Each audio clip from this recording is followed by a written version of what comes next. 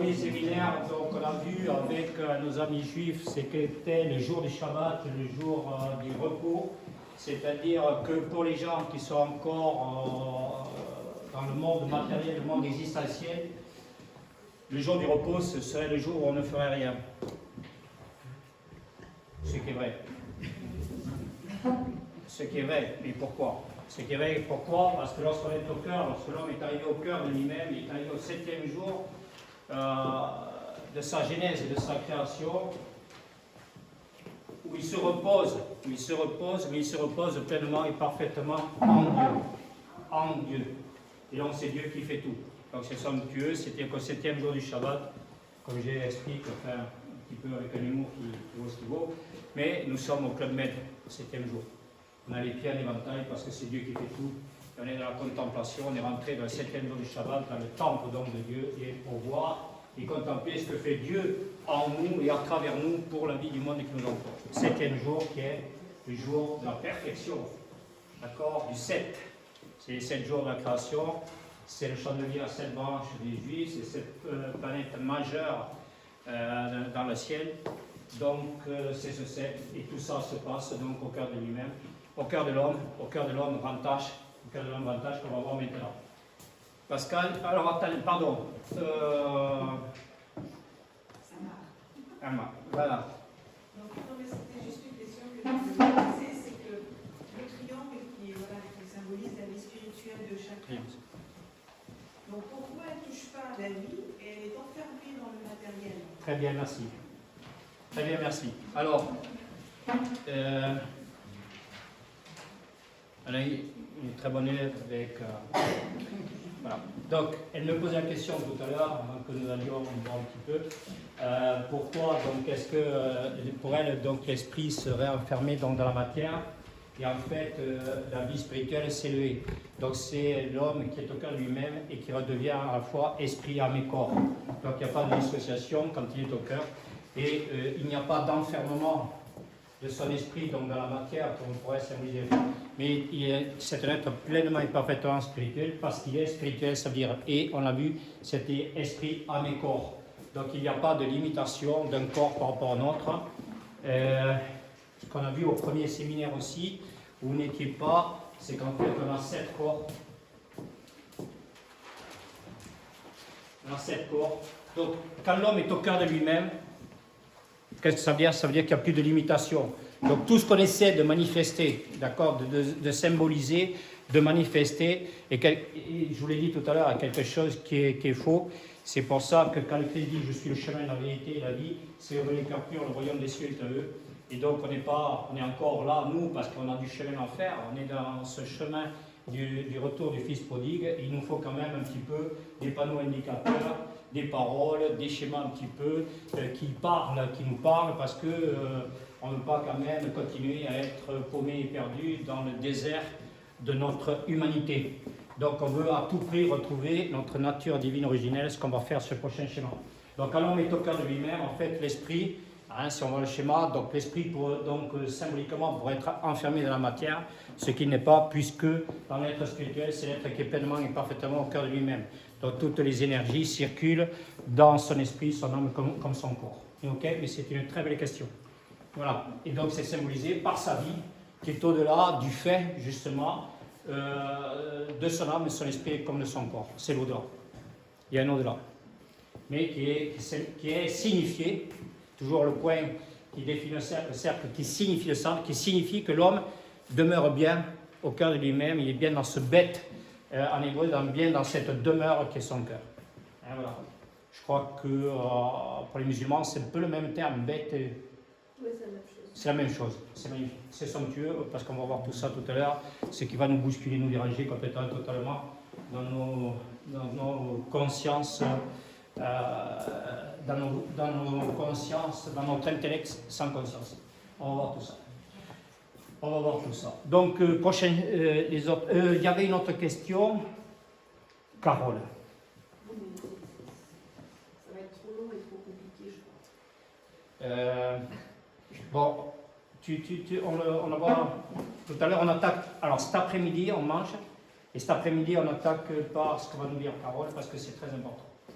C'est très très important. Ok, alors si vous voulez, pour très vite, rapidement, celui qui n'était pas là au premier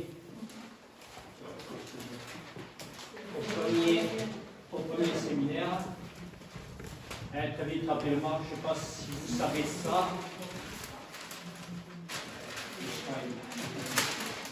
Non, mais je ne sais pas où je vais. Allez, on va prendre notre papier, ça fait rien, on en a un papier. Hop, ça ne marche pas, ça.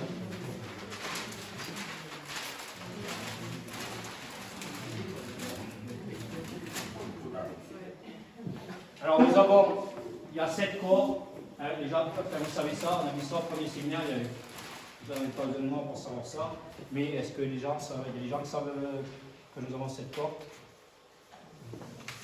Bon, nous avons, alors, c'est très important parce qu'on va voir ça dans la médecine de la vérité, ce que dit Rabelais, science sans conscience n'est que l'une de l'âme. Les docteurs s'occupent de la science du corps et ils ne s'occupent pas de l'équilibre et de l'harmonie. Donc il y a le corps physique, le corps éthérique, énergétique, le corps astral et le corps mental qui sont les corps de la nature inférieure de l'homme. Et nous avons de l'homme. Et nous avons dessus, donc nous avons dessus le corps causal, le corps atmique et le corps bouddhique. Bouddhique. Donc là, nous avons l'intellect inférieur, nous avons le mental. Nous avons le mental, c'est-à-dire le mental, il est encore pénétré bien sûr de beaucoup de négatifs et d'ego, et donc on va le voir tout à l'heure à travers les schémas. Tu peux nous mettre les schémas, Pascal, s'il te plaît. Donc c'est le monde sensible et le royaume des esprits. Le corps M, c'est quoi déjà? Démarquer ce que c'est à côté parce que. Pardon? Démarquer ce que c'est à côté. Mental, corps mental. Non, mais oui, voilà pour chaque lettre. Mental, astral. Les 7. Alors astral, c'est l'affect. C'est tout ce qui nous affecte. C'est vraiment le monde du sensible qui nous pénètre. Et c'est comme ça que nous faisons dans notre astralité, c'est-à-dire notre sensibilité, nous sommes pénétrés des forces du mal du monde qui nous entoure, puisqu'on a tous un négatif qui est là pour nous empêcher d'être bien, nous faire du bien, nous pousser à nous faire du mal et à faire le mal. Donc nous sommes pénétrés des forces, lorsque les sensibles du monde qui nous entoure, des forces du Satan complètement donc diabolique qui divise. Le diabolein, c'est ce qui divise, le symbolein, c'est ce qui rassemble. Juste une question pour revenir encore sur Oui. le corps. Tu as le corps physique et ensuite Éthérique, là il y a éthérique. Non, en haut, tout en haut. On va le revoir. Éthérique, et donc là physique, d'accord? Là, il y a le physique.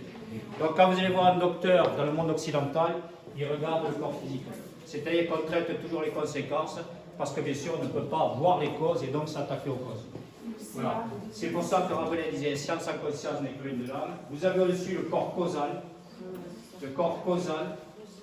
C'est-à-dire que là vous êtes dans l'intellect supérieur. C'est-à-dire que vous êtes élevé à une conscience de ce qu'il est déjà. Vous êtes dans votre nature, vous retrouvez votre nature divine, donc originelle, et vous êtes conscient dans ce corps causal de ce qu'il est juste et bon d'être à partir donc de tout ce qui se passe dans le physique, dans toutes ces énergies, le corps éthérique, toutes les énergies qui nous animent, et avec tous les freins, les blocages qui se font au niveau du dos, de la nuque, ce que dit Saint Paul, quand l'homme va au cœur de lui-même, on a vu ça dans le cercle, on a vu ça au premier séminaire, quand l'homme va dans le cercle, va au cœur de lui-même, il voit le bois du supplice,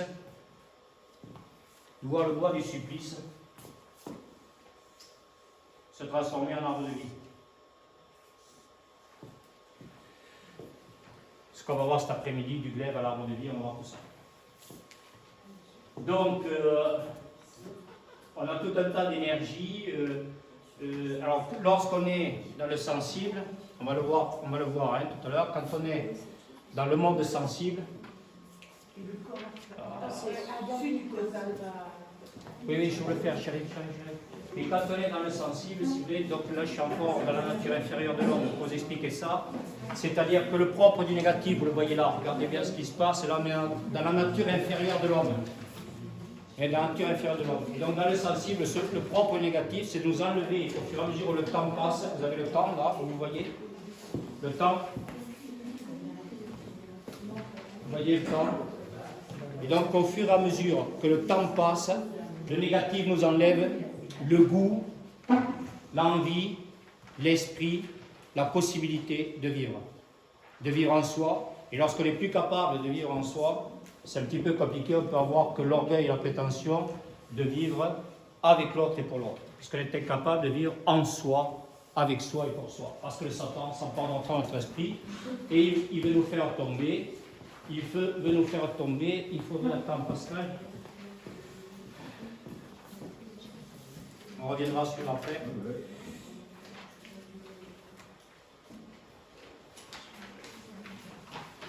Il veut nous faire tomber à l'enfer. Où est-ce que je l'ai pas ça?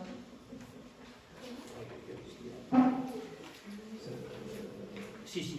Alors c'est la quête de l'absolu et le sens de la relativité. La quête de l'absolu,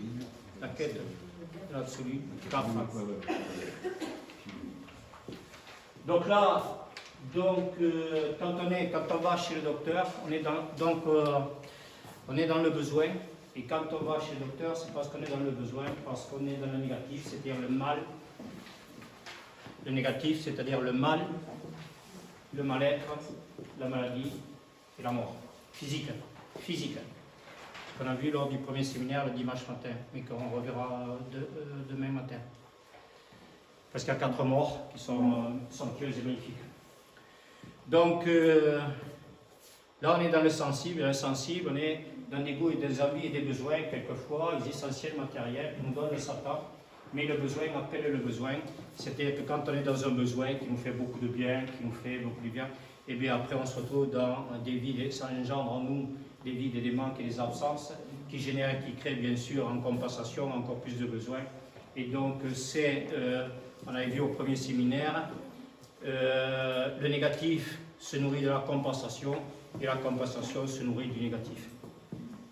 Et donc c'est de pire en pire, comme l'existence est le reflet de notre vie intérieure, comme l'homme est de pire en pire dans sa relation à lui, le monde autour de lui est de pire en pire.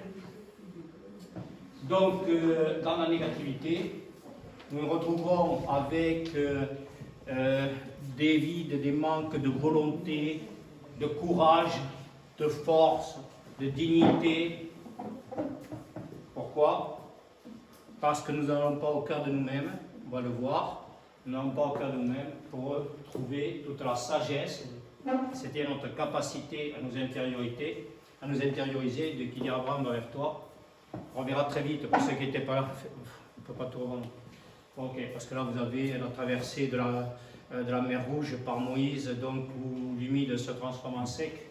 C'est ce que dit très vite et rapidement, quelquefois que j'oublie, j'essaie de vous dire ça. Bon, il faut que j'aille pas trop vite là. Bon, on verra les archétypes un petit peu très vite, rapidement, Abraham, Moïse, on va revoir ça. Donc au-dessus, vous avez la nature supérieure de l'homme, on finit avec ça, la nature supérieure de l'homme, et donc vous avez le corps causal qui est l'intellect supérieur, c'est-à-dire dans l'intellect inférieur, l'homme prend conscience des choses et il fait. Dans l'intellect supérieur, ça veut dire qu'il reçoit, il est déjà un être de lumière, et il reçoit de la lumière de ce que, à partir du fait, il faut qu'il fasse. C'est son corps causal, c'est-à-dire donc on fait tout à cause du nombre. C'est-à-dire lui-même, c'est-à-dire on fait tout à cause de Dieu, c'est-à-dire à cause de la genèse de la création. On se retrouve ensuite au corps atmique, qui est bien sûr l'âme, qui est l'âme pure, c'est-à-dire l'âme pure complètement et totalement détachée du fait, libérée du fait. Et vous avez ensuite le corps bouddhique qui symbolise donc le pur esprit, c'est-à-dire le corps bouddhique, atmique, A-T-M-I-Q-E. Atmique, qui est l'âme, c'est l'âme. C'est l'âme. Et le corps bouddhique qui est le pur esprit. Ce que vous voyez donc avec des maîtres spirituels, avec des qui sont en élévation complète et totale donc de leur âme et de leur corps. Et à ce moment-là, c'est des fakirs qui peuvent s'asseoir donc sur des pointes parce qu'ils ne ressentent pas. Voilà, symboliquement, c'est toute une élévation, ils peuvent s'asseoir comme nous on s'assied là, donc c'est somptueux. Mais vous pouvez le faire aussi, ça, maintenant. Si. Donc le corps vous dit que voilà, donc c'est vu. Alors, on arrive donc à ce schéma de la quête de l'absolu et du sens de la relativité. C'est-à-dire que c'est le passage du sensible à l'intelligible, c'est-à-dire du plan humain,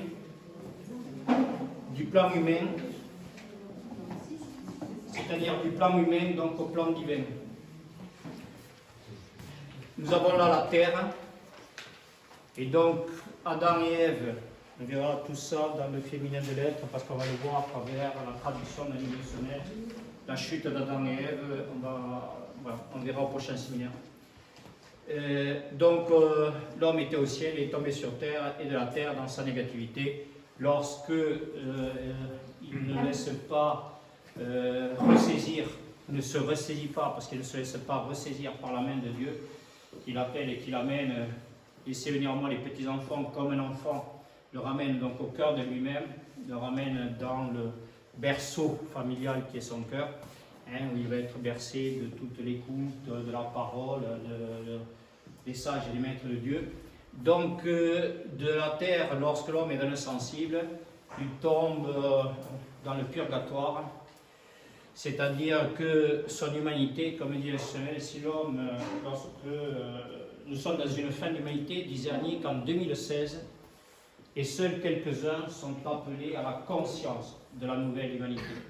Et si l'homme ne retourne pas à sa divinité, il tombe dans son animalité. Alors là, c'est mon sens un petit peu trompé, même beaucoup, parce que sur Terre, nous avons à la fois notre humanité et nous avons l'animalité des êtres qui nous sont chers, qui nous sont proches, que sont nos chats, nos chiens et tout.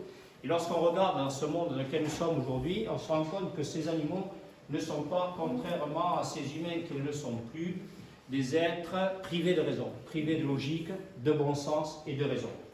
Ce sont des êtres, nos animaux de compagnie, sont des êtres qui sont pleins d'affection, pleins de reconnaissance et pleins de fidélité, ce que l'homme, dans un contexte aussi mortifère qu'est le nôtre, est en train de perdre son âme, son esprit et sa vérité princeps première pour lequel il a été créé. Donc lorsque l'homme ne retourne pas à sa divinité, on le voit, il est dans le sensible et il tombe dans, non pas je me suis trompé, mais dans sa bestialité. C'est quand même bête que de ne pas écouter, de ne pas voir, de comprendre ce qui est juste et bon pour notre vie et celle du monde. On se retrouve dans la négativité, on l'a vu tout à l'heure, c'est négatif, donc dans le besoin et dans la dépendance.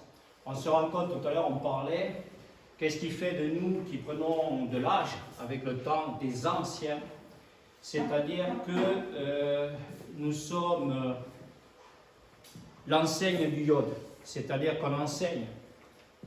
Nous sommes ces sages, ces maîtres qui symbolisent cet ancien temps dans lequel on écoutait la parole. Nous sommes des anciens et pas des vieux. Donc on ne va pas finir en EHPAD.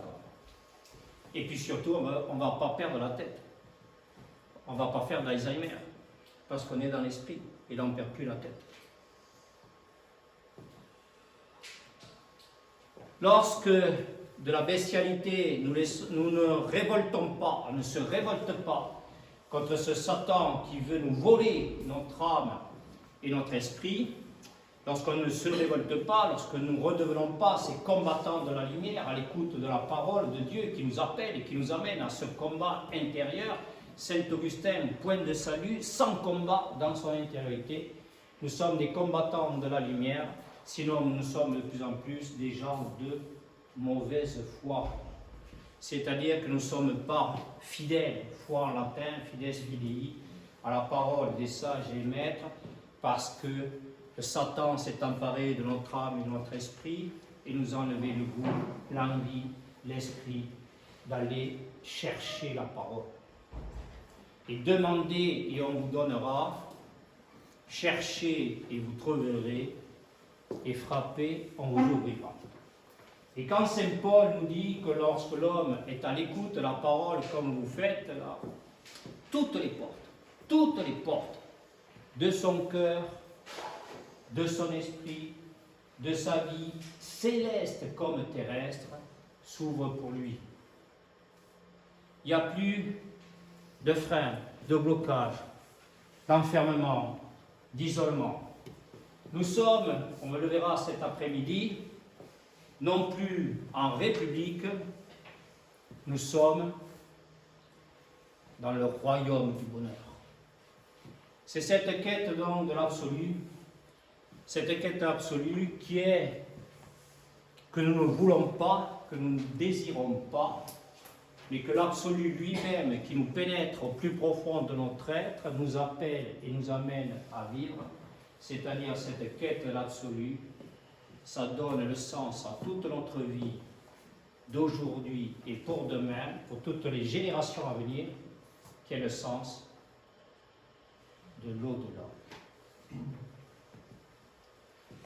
Donc, lorsque on va finir avec ce sensible complètement mortifère, diabolique et de plus en plus infernal, du purgatoire, si nous ne nous révoltons pas très vite et très rapidement, et nous sommes là pour ça, appelés à ça, nous ne révoltons pas, nous ne retrouverons pas le sens de la verticalité de notre être, et nous allons, on va passer au schéma.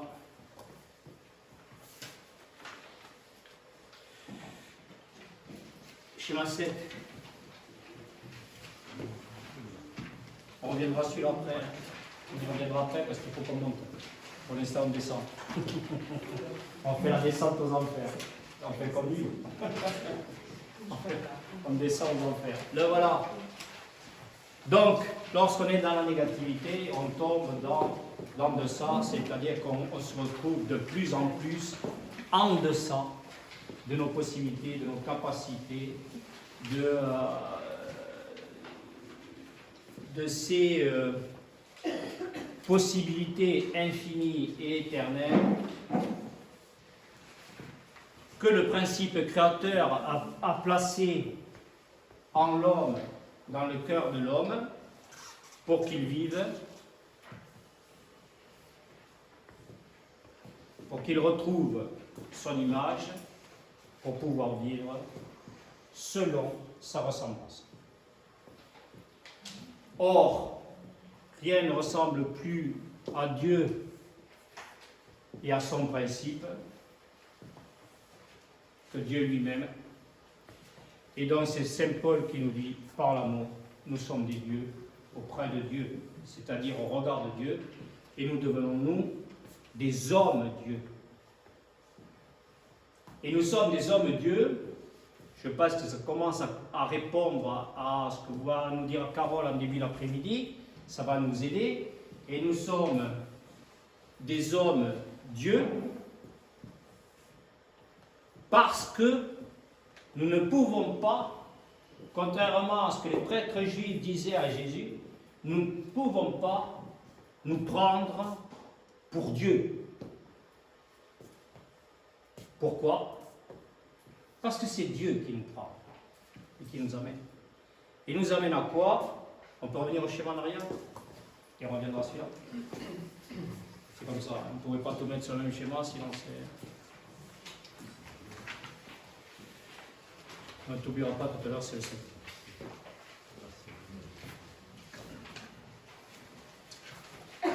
La quête de l'absolu.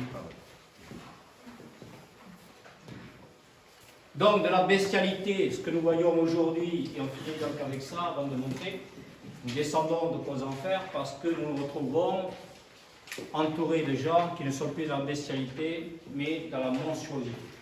C'est-à-dire que c'est monstrueux de voir des êtres auprès de nous qui, quelquefois, soi-disant, font partie de notre famille, de nos amis, et de les voir refuser d'écouter, de voir et de comprendre ce qui serait juste et bon pour leur vie. Alors nous avons beaucoup de boulot et de travail à faire. Parce qu'on ne peut pas laisser ces gens, l'amour de Dieu est infini et éternel. Un des commandements de Dieu, tu ne jugeras point. Et c'est parce qu'on se rend à la justice de notre cœur que c'est Dieu qui est tout-puissant et qui est amour et qui descend jusque dans les enfers pour sauver ses âmes et ses esprits en combattant le Satan en nous. Nous sommes appelés, amenés à combattre le Satan en l'autre pour appeler, amener et apprendre l'autre à combattre le Satan qui est en lui comme autour de lui. Parce que le Satan, c'est l'homme. C'est l'homme qui tend à se vivre.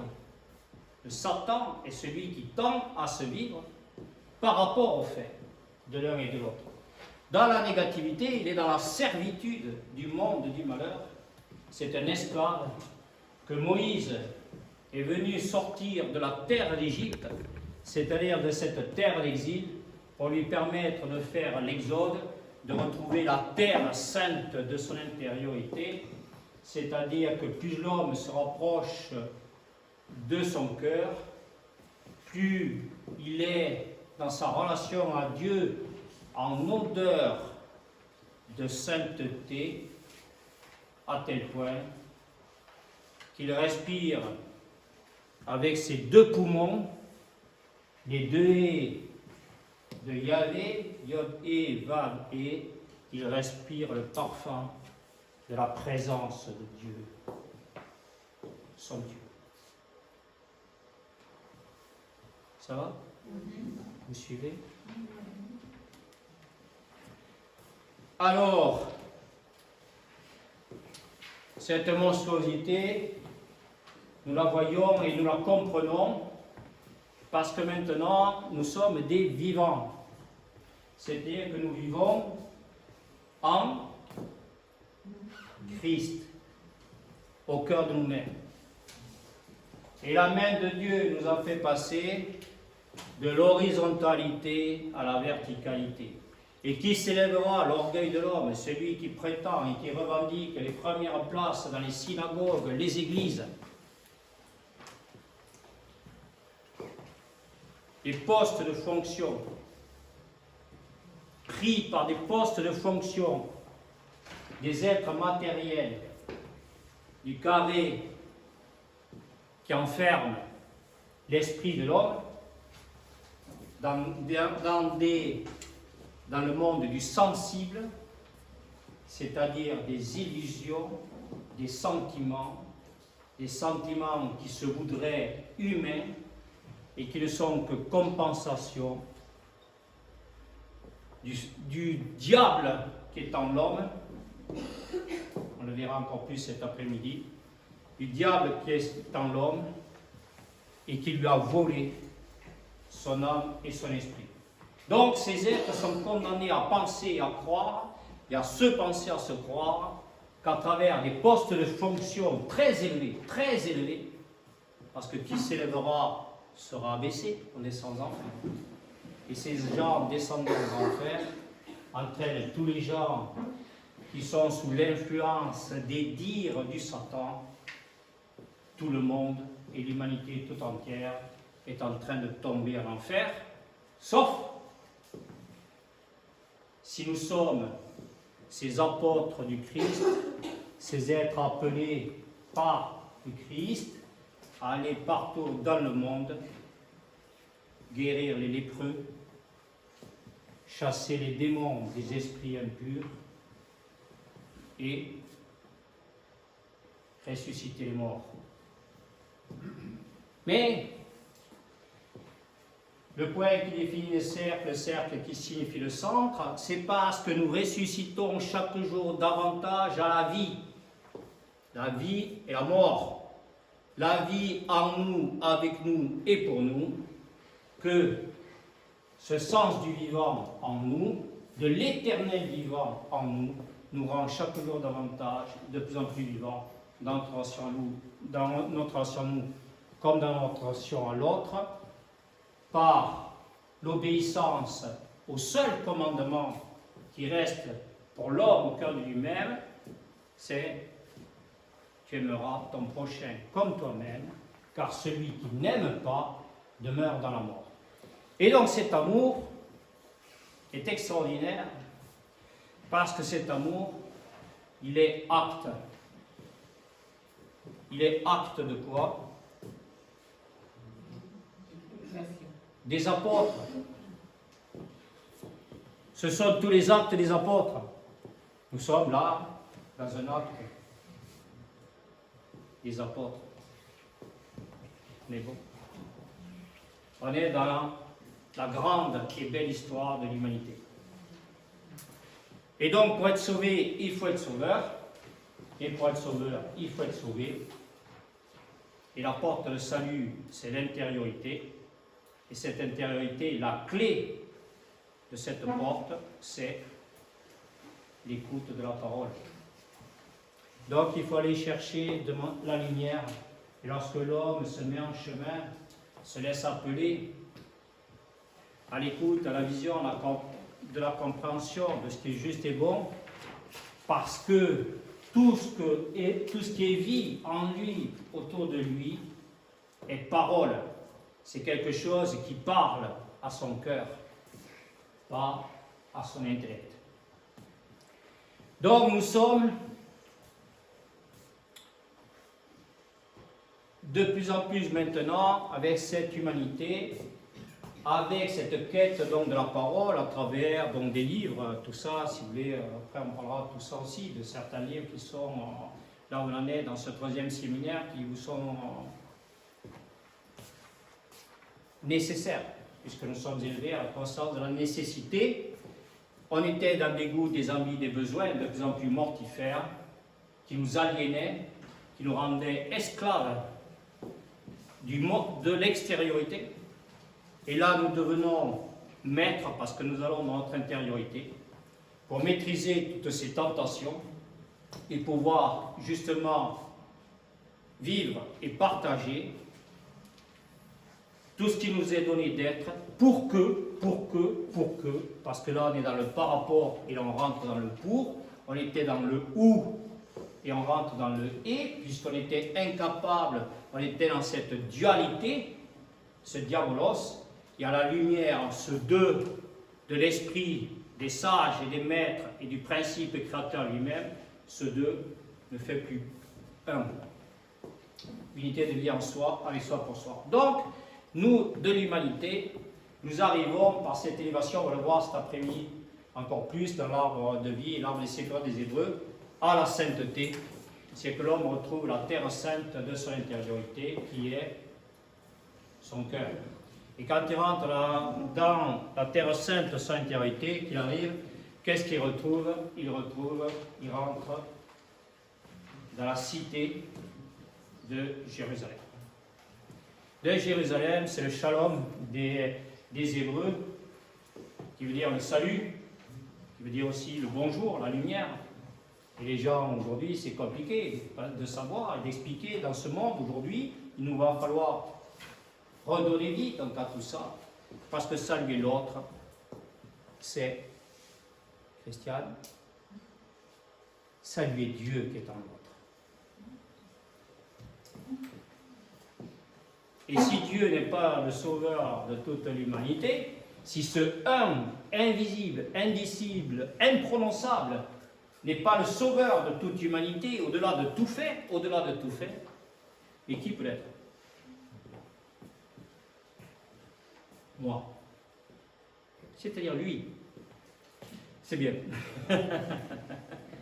C'est magnifique tout ça. Ok, donc nous avons retrouvé notre sainteté, qui est notre nécessité.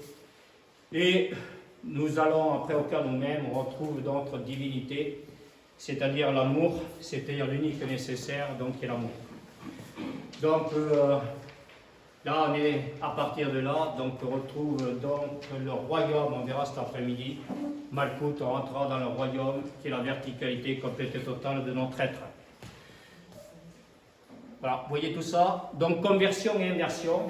Si vous voulez, je peux vous dire ce schéma-là, qui est le début du livre que j'ai écrit pour une médecine en vérité, qui est un texte à la livre de Sonnel, qui est somptueux pour nous, pour tout ce qui se passe aujourd'hui dans le monde, mais on reparlera de cette actualité à la vision du cœur cet après-midi, le monde marche à l'envers.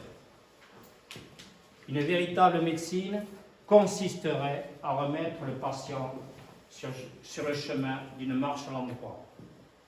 Mais une telle attitude donnerait à supposer de la part de cette science la reconnaissance de ce plan spirituel de l'homme, de cet être essentiel en lui, le sens qui vient du ciel, de sa vocation divine, c'est-à-dire à aimer.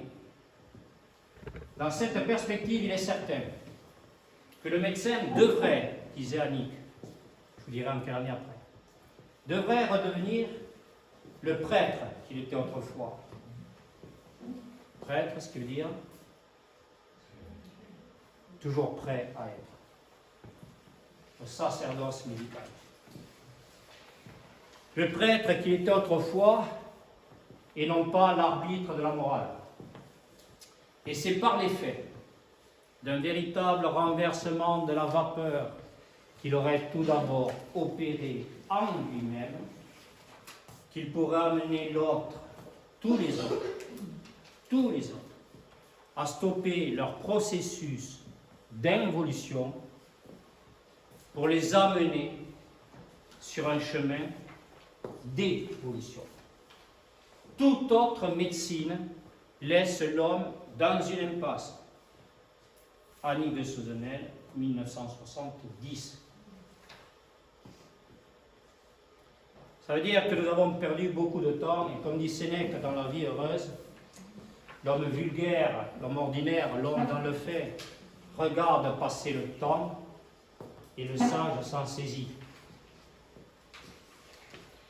Là, vous êtes là dans un temps du temps qui est le temps infini et éternel de la parole. On n'est pas dans le zapping de BFM TV sur LCI, de LCI sur je ne sais pas quoi, où on est là face à un imaginaire où on nous donne tout un tas d'images comme si nous avions perdu l'image. Alors,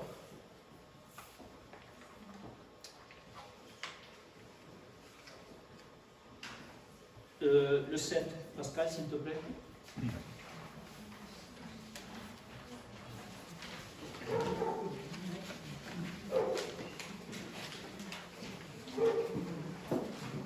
Ça va? C'est bon? Oui? Oui? Pardon? S'il vous plaît. Quelle différence vous faites entre l'âme et l'esprit? Comment vous définissez l'un et l'autre? Ah, comment on définit l'âme et l'esprit? La différence entre les deux. Alors,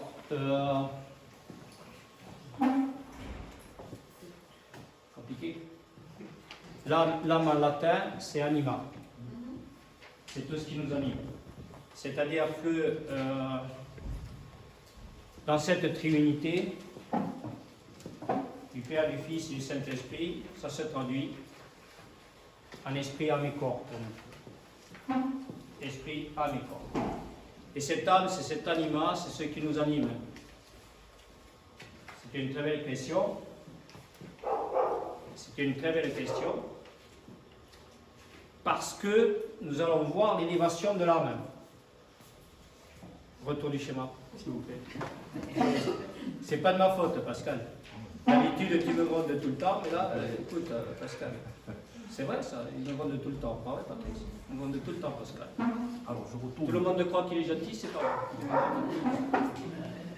Et puis parce qu'il lui est interdit d'être gentil, alors ça c'est vrai. Pourquoi on n'est pas gentil, nous, ici? Pardon? Parce qu'on est juste. C'est-à-dire qu'on va au cœur de nous-mêmes. Je retourne au 4.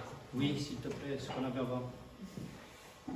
Parce qu'on retourne au cœur de nous-mêmes, on retourne donc à la justice. La justice, c'est notre cœur. Donc on n'est pas dans le jugement parce qu'on sera à la justice. C'est pour ça qu'on est tout amour. On ne va pas juger l'autre à travers ce qu'il est, ce qu'il n'est pas ou ce qu'il n'est pas. La question pour nous, c'est de savoir qu'est-ce qu'on est en nous comme pour lui. Et qu'est-ce qu'on peut l'appeler et l'amener encore à être donc dans sa relation à lui ou à elle et dans sa relation à nous.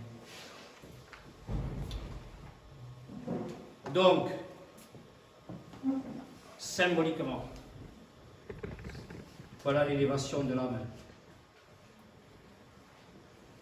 Le corps physique reste le corps manifesté. Donc on va voir ça, on a vu ça lors de leur première mort dimanche matin du dernier séminaire, où les gens, comme dit Sénèque, l'être ordinaire, se mortifient à l'ombre du fait, et l'être éclairé ressuscite à la lumière de l'esprit.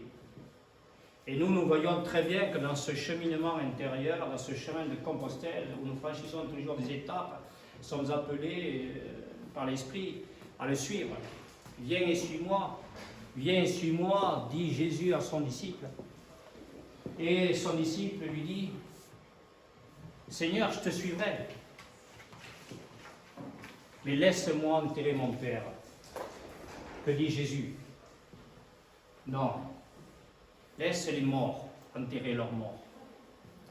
Nous voyons là cette notion, donc cette parole de Jésus, ce sont tous les gens que nous avons autour de nous et qui depuis des générations sont morts à l'écoute, à la vision, à la compréhension de ce qu'il est juste et bon d'être, dire, de faire. En homme, en femme, en belle, grande et véritable humanité responsable pour que la vie sur terre soit chaque jour davantage meilleure, parce que comme nous dit Confucius, devenir meilleur est une nécessité, ça c'est un bel archétype, et qui ne progresse pas chaque jour, recule chaque jour. Cette phrase de Confucius, cette sagesse de Confucius, c'est extraordinaire, parce qu'elle est là pour nous permettre de ne jamais se retrouver dans des goûts et des envies futiles et éphémères, qu'ils soient affectifs, sexuels ou matériels, ou en pensée ou en croyance, ce qui serait pire, spirituel, on va le voir tout à l'heure. Donc on est dans l'élévation de l'âme. Cette âme, c'est cet anima, c'est cette entité. Cette entité qui était au cœur de nous-mêmes, cette âme pure, ces âmes pures et simples, qui font de nous, revenus au cœur de nous-mêmes, des moniales et des moines, monos, principe unique de toutes choses, et non pas des diabolos, dualité, unité. Donc c'est une élévation d'une entité qui est en nous et qui symbolise cette âme, on va le voir, c'est le prochain séminaire, qui symbolise cette âme. Qu'est-ce qu'elle symbolise, cette âme?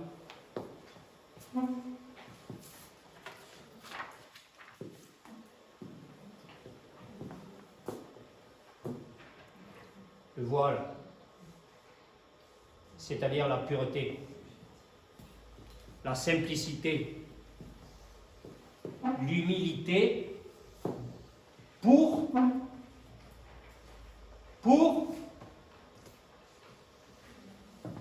la fécondité.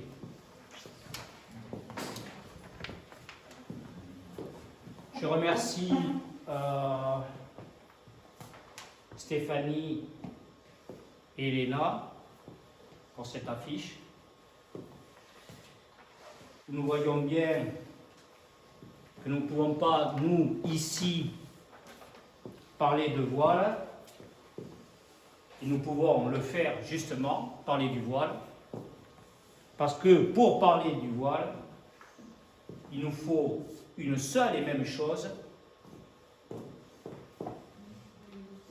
éviter aujourd'hui une seule et même chose, de mettre un masque sur la figure. Pourquoi Saint Augustin, Seigneur, ce n'est que... Voilà les archétypes. Il faut que vous les notiez. Mais on va les voir tout à l'heure. Je vous les donner tout à l'heure, les archétypes. Vous noterez. D'accord, je vais vous les donner. Tout à l'heure, vous l'avez dans le polyton. Mais je vais vous les donner, vous les expliquer. Donc vous noterez un petit peu ça. Donc ces archétypes, je rappelle, ce sont nous sommes tous ici pour arriver à être l'abbaye, à être des bâtisseurs, des constructeurs. Quand le Christ dit aux apôtres, devenez une pierre vivante pour participer à la construction de l'édifice, pour participer à la construction de l'édifice, et qu'est-ce qu'il nous faut? Des lois et des règles de construction. Il nous faut des lois et des règles de construction. Et ces lois et ces règles de construction sont des archétypes. Arché en grec voulant dire architecte, architecture. Donc devenir une pierre vivante pour participer à la construction d'édifices, nous sommes en train de devenir cette humanité nouvelle, belle, grande, et maintenant véritable dans le 3e millénaire. Le Christ nous avait bien dit, ne craignez plus un monde nouveau s'offre à vous. Mais on s'est détourné de notre cœur, c'est-à-dire qu'on s'est détourné du Christ. C'est de nous, au cœur de nous-mêmes. Comment pouvions-nous,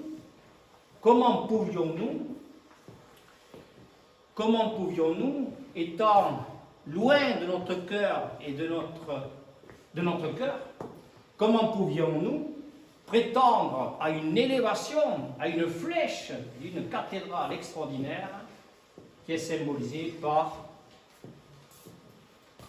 on le verra plus tard, par l'élévation de notre esprit. La flèche de la cathédrale, la symbolisation de l'élévation de l'esprit. Luc chapitre 6, nous y sommes en plein. Celui qui connaît ma parole et qui ne la vit pas, dit le Christ, est comme l'insensé qui construit sa maison sur le sable. Quand le vent va souffler, la tempête va arriver, sa maison sera emportée. Quant à celui qui connaît ma parole et qui la vit, il bâtit sa maison sur le roc. Quand le vent va souffler, la tempête va arriver, sa maison demeurera.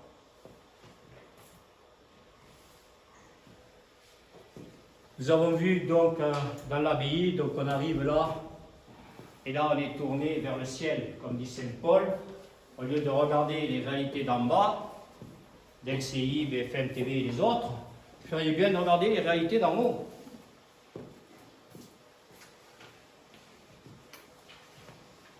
Et cet après-midi, on va monter. Ça va monter très très haut. Mais tous ensemble, vous allez voir, pas de souci, vous allez monter. Vous allez voir cette élévation de l'âme. Hein, Sophie, c'est ça? Cette élévation de l'âme et de l'esprit qui va se faire cet après-midi. C'est absolument somptueux, magnifique. Ça m'étonnerait qu'après vous puissiez retomber.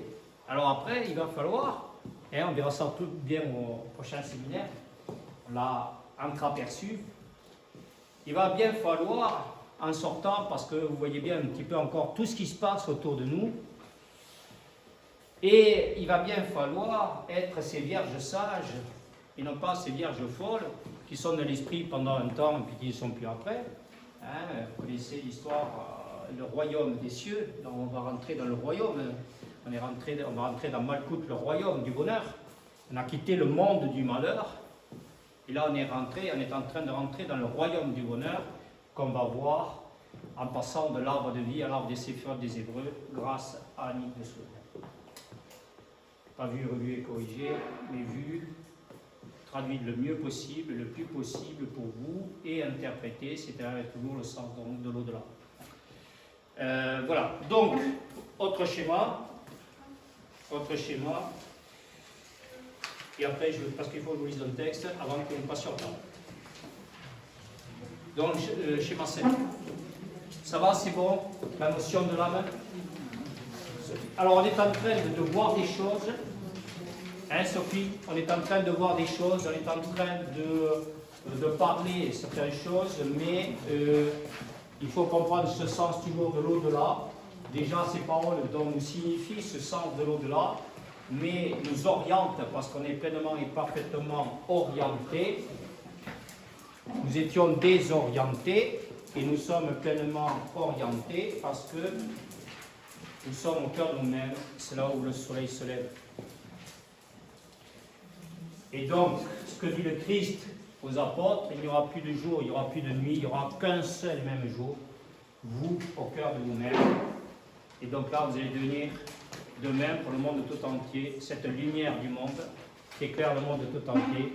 Vous êtes le 8e jour, parce que si nous demandons à un professeur agrégé de physique, de chimie, de mathématiques, de médecine, de nous symboliser l'infini,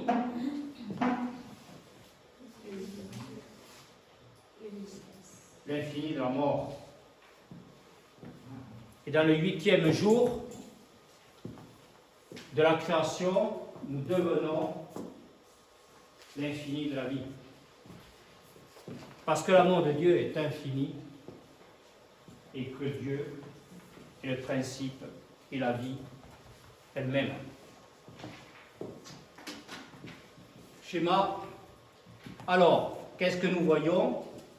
Et tout ça nous prépare à ce que nous verrons cet après-midi, en fin d'après-midi. On verra ça très vite sur l'actualité, la vision du cœur.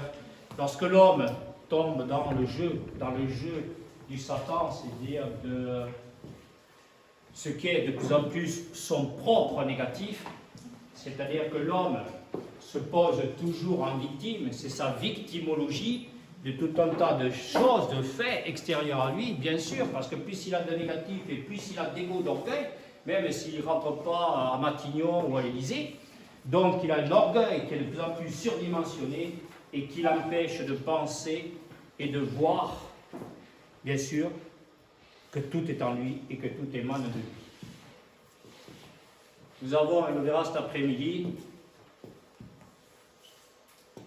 que le virus qui rend fou, a dit Bernard-Henri Lévy, puis depuis après il s'est tué, je ne sais pas pourquoi. Voilà, le virus qui rend fou, c'est l'homme. Est-ce que c'est un virus biologique qui met des chaînes et des cadenas pour empêcher les gens de vivre, de sortir de leurs immeubles, soit en Chine ou ailleurs? Est-ce que c'est un virus qui se propage uniquement à 1 kilomètre de chez nous, ou qui ne passerait devant nos portes qu'à 6 heures du soir ou à 7 heures du soir? Est-ce que c'est ce virus qui nous rend fous? Ou est-ce que ce n'est pas nous qui avons viré complètement dans ce virus de la mort qui n'arrête pas depuis des millénaires de tuer le germe divin de l'être que nous allons voir.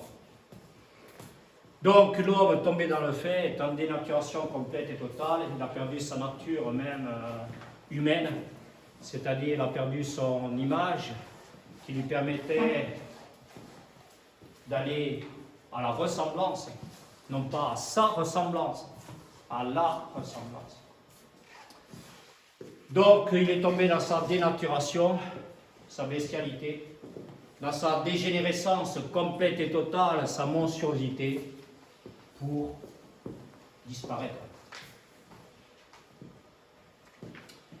Pourquoi il disparaît? Parce qu'il est devenu complètement et totalement yin, c'est-à-dire complètement insuffisant, insouciant et inconscient. Une telle humanité n'est plus une humanité, mais une inhumanité. Cette humanité, il faut qu'elle disparaisse au regard de Dieu. C'est sa colère.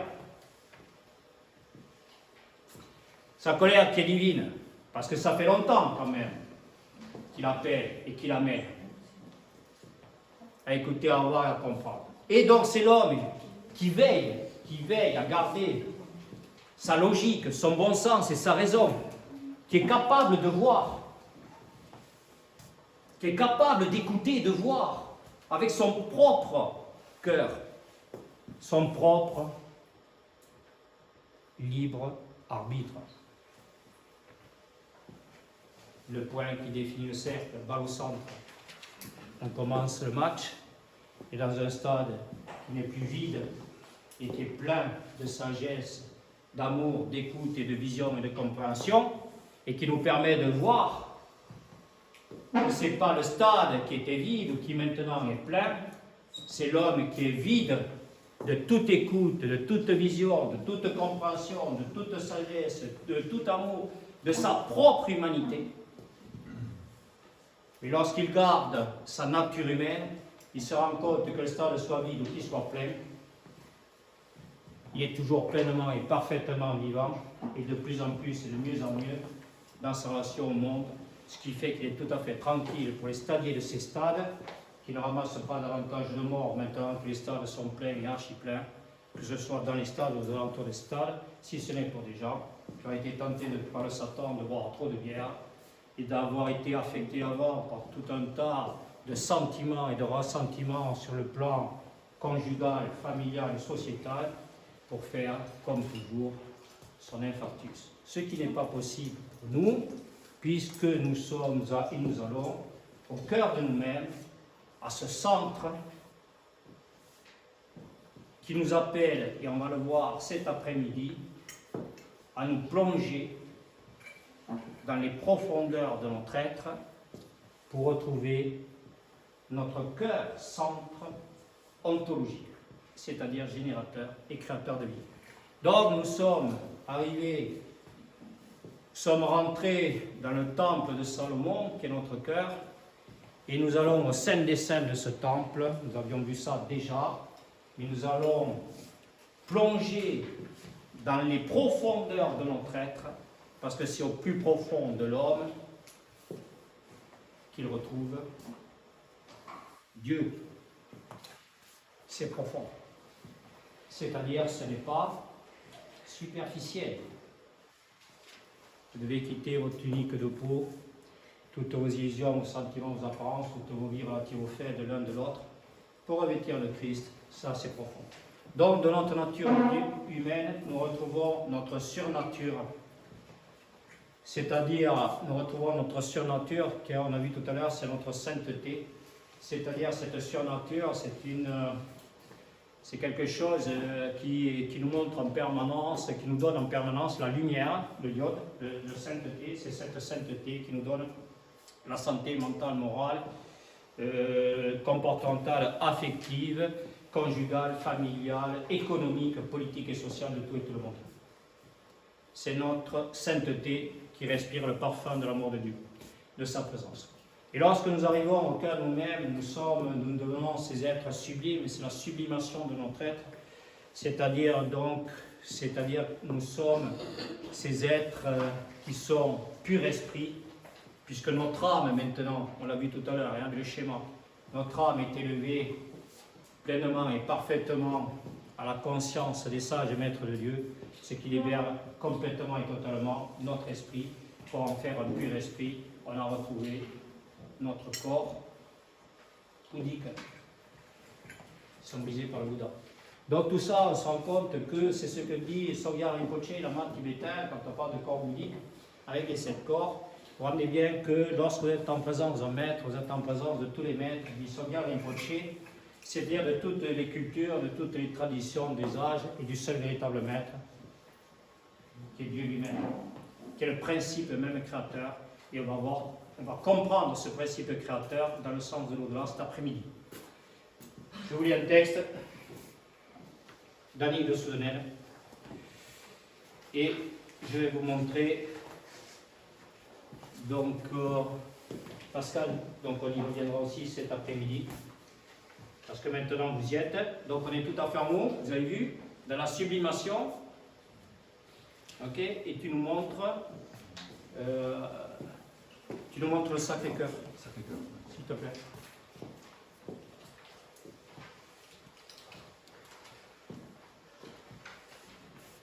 Le Sacré-Cœur.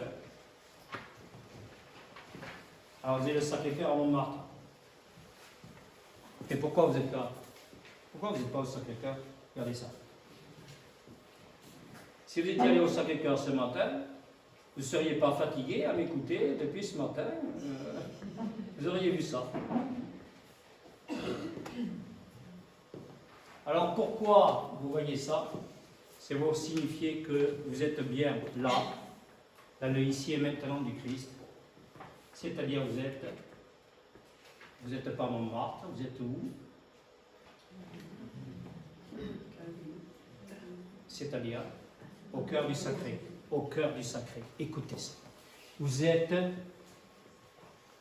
à l'abbaye. C'est que vous appartenez plus beaucoup. Vous êtes dans l'abbaye. Pourquoi? Ça, c'est le premier séminaire. L'enfant qui dit toujours pourquoi, les enfants de Dieu. Quand l'enfant, il dit pourquoi. Donc là, Dieu n'arrête pas d'enfanter dans cet enfant. Laissez venir à moi les petits-enfants. C'est le pur et simple. On va voir ce que ça donne. Après, c'est la nuit en haut de la montagne de Sion. On va voir tout ça, on va le lire. Pardon, je vous disais. Ah oui, pourquoi l'abbaye? D'accord, pourquoi l'abbaye? Parce qu'on est au cœur du sacré. On est au cœur du sacré, c'est un truc. Et donc, nous sommes dans l'abbaye, à l'abbaye, parce que nous sommes l'abbaye, être ou ne pas être. Ok. Donc, qu'est-ce que nous voyons dans la sublimation? Le iode, la lumière. Vous la voyez, la lumière? La lumière de la résurrection. Ce matin, vous étiez mort.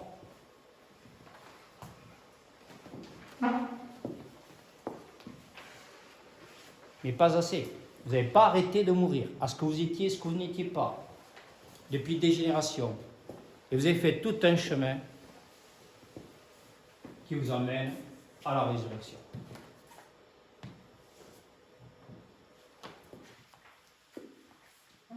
Alors,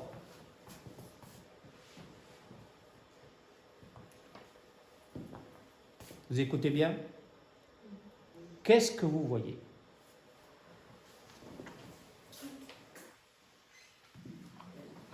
Pardon? Qu'est-ce que vous voyez? Très bien. Ok. Mais nous sommes des enfants, tout petits enfants. Dire à ma petite fille qui a 7 ans, j'ai une icône du Christ, de Jésus sur la croix, de Jésus sur la croix, et dire à ma petite fille qu'elle voit Jésus sur la croix, mais que maintenant elle a 7 ans, c'était parfait, parce qu'elle a 7 ans, vous avez bien compris, et lui dire que le Christ est vivant et ressuscité, ce qui fait que maintenant, lorsqu'elle voit la croix, elle ne voit que cet arbre de vie, qui est symbolisé par la croix, sans Jésus. Parce qu'elle voit, avec ses 7 ans intériorité, elle voit avec son cœur. Et qu'est-ce qu'elle voit? Qu'est-ce qu'on voit?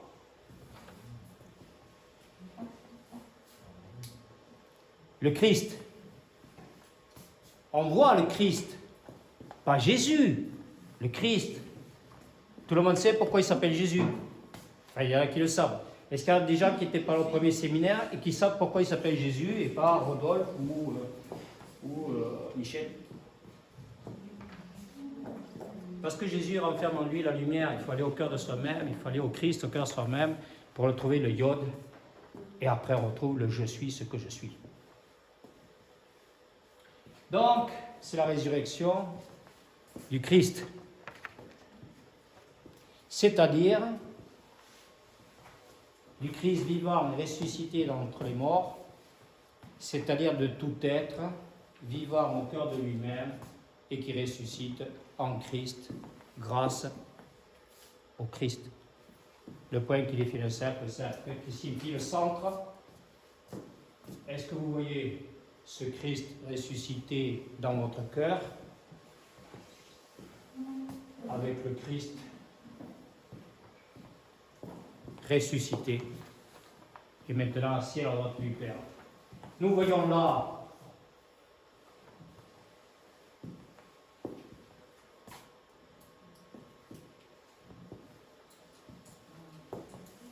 pardon? Non.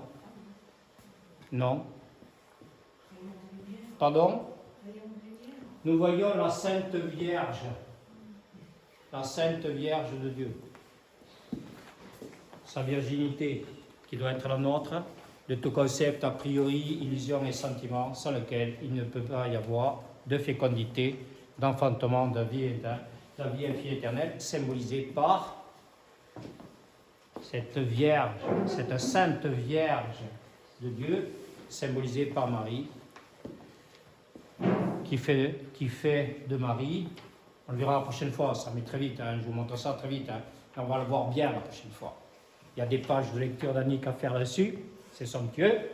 Donc, cette Marie, cette pureté, virginité, simplicité et fécondité, c'est celle de notre Sophie, de notre âme, qui est féconde, et qui devient cette mère qu'on va voir cet après-midi, cette matrice de vie infinie et éternelle, qui n'arrête pas d'enfanter de la vie. Donc cet après-midi, nous allons voir l'apparition de Marie, c'est-à-dire qu'il va nous apparaître. Nous sommes élevés à la conscience, à la nécessité qu'il nous faut être Marie. La Sainte Vierge de Dieu et c'est que vous voyez là l'apôtre Jean, le seul disciple, c'est l'apôtre Jean. C'est l'apôtre Jean. Lorsque Jésus est sur la croix, avant de mourir, à son humanité, pour renaître à sa divinité, à sa résurrection de Christ, il dit à Marie quoi? Femme, grand-tête, voici ton fils, et fils, voici ta mère. Donc on peut être, voyons très bien tout ça, c'est magnifique, on comprend très bien qu'on peut être maman sans être mère, comme on peut être papa sans être père. Laisse-moi enterrer mon père. Non, laissez-moi enterrer leur mort. Pourquoi nous faisons ça? Parce que n'appelez personne père sur cette terre, il n'y a qu'un seul père, il est aux cieux. Nous faisons bien partie de ce peuple élu qui rentre dans la sainte famille. Nous ne sommes plus une famille biologique, mais une famille purement spirituelle. Je ne vois pas ce qui peut nous séparer. Enfin, je vois. Voilà, c'est comme ça. Ok. Je vous lis un texte avant que nous passions à table, Daniel Sonnet. La femme qui perd son sang, la fille de Jaïr. On va nous ouvrir les portes, tout ce qu'on va voir cet après-midi. Jésus est au bord de la mer, un chef de la synagogue nommé Jaïr, l'ayant aperçu. Donc ça vous l'avez, c'est un texte que vous avez qui est tiré du livre des guérisons d'Annick de Souvenel ou les évangiles en eau profonde. Un chef de la synagogue nommé Jaïr, l'ayant aperçu, se jette à ses pieds et le prie instamment. Chef de la synagogue. Ma petite fille, nous avons beaucoup de chefs dans notre société. Ça continue. Ma petite fille est à l'extrémité. Viens, impose-lui les mains afin qu'elle soit sauvée et qu'elle vive. Il y a beaucoup de gens qui imposent les mains, on en connaît. Jésus s'en va avec lui parce que faire du bien, ça ne fait pas le bien. On a appris ça dès le premier séminaire. Faire le bien, c'est générer, c'est laisser l'esprit des sages et maîtres, Dieu générer en nous et créer autour de nous une vie meilleure, un monde meilleur. Je rappelle que vous avez retrouvé, en retournant au cœur de vous-même, votre nature divine, originelle. N'était plus qu'une nature humaine qui pouvait devenir inhumaine, diabolique, parce que lorsque l'homme écoute le Satan, il permet au Satan de s'emparer son âme et son esprit, il en fait le prince de ce monde. Le prince de ce monde, vous écoutez, parce que cet après-midi, vous allez voir d'autres principautés célestes. C'est autre chose. Bon, vous comprenez un petit peu tout ce qui est en train de se passer, c'est-à-dire qu'on a des rois et des princes dans ce monde qui sont très loin de ce que vous êtes appelés à mener, à être, puisque c'est votre être qui va être élevé à tout ça. La pureté et la simplicité de votre être. Or, il y a là une femme atteinte d'une perte de sang depuis 12 ans. 12. Elle a beaucoup souffert entre les mains de plusieurs docteurs.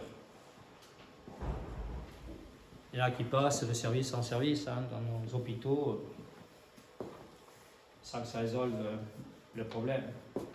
C'est embêtant. Elle a beaucoup souffert entre les mains de plusieurs docteurs.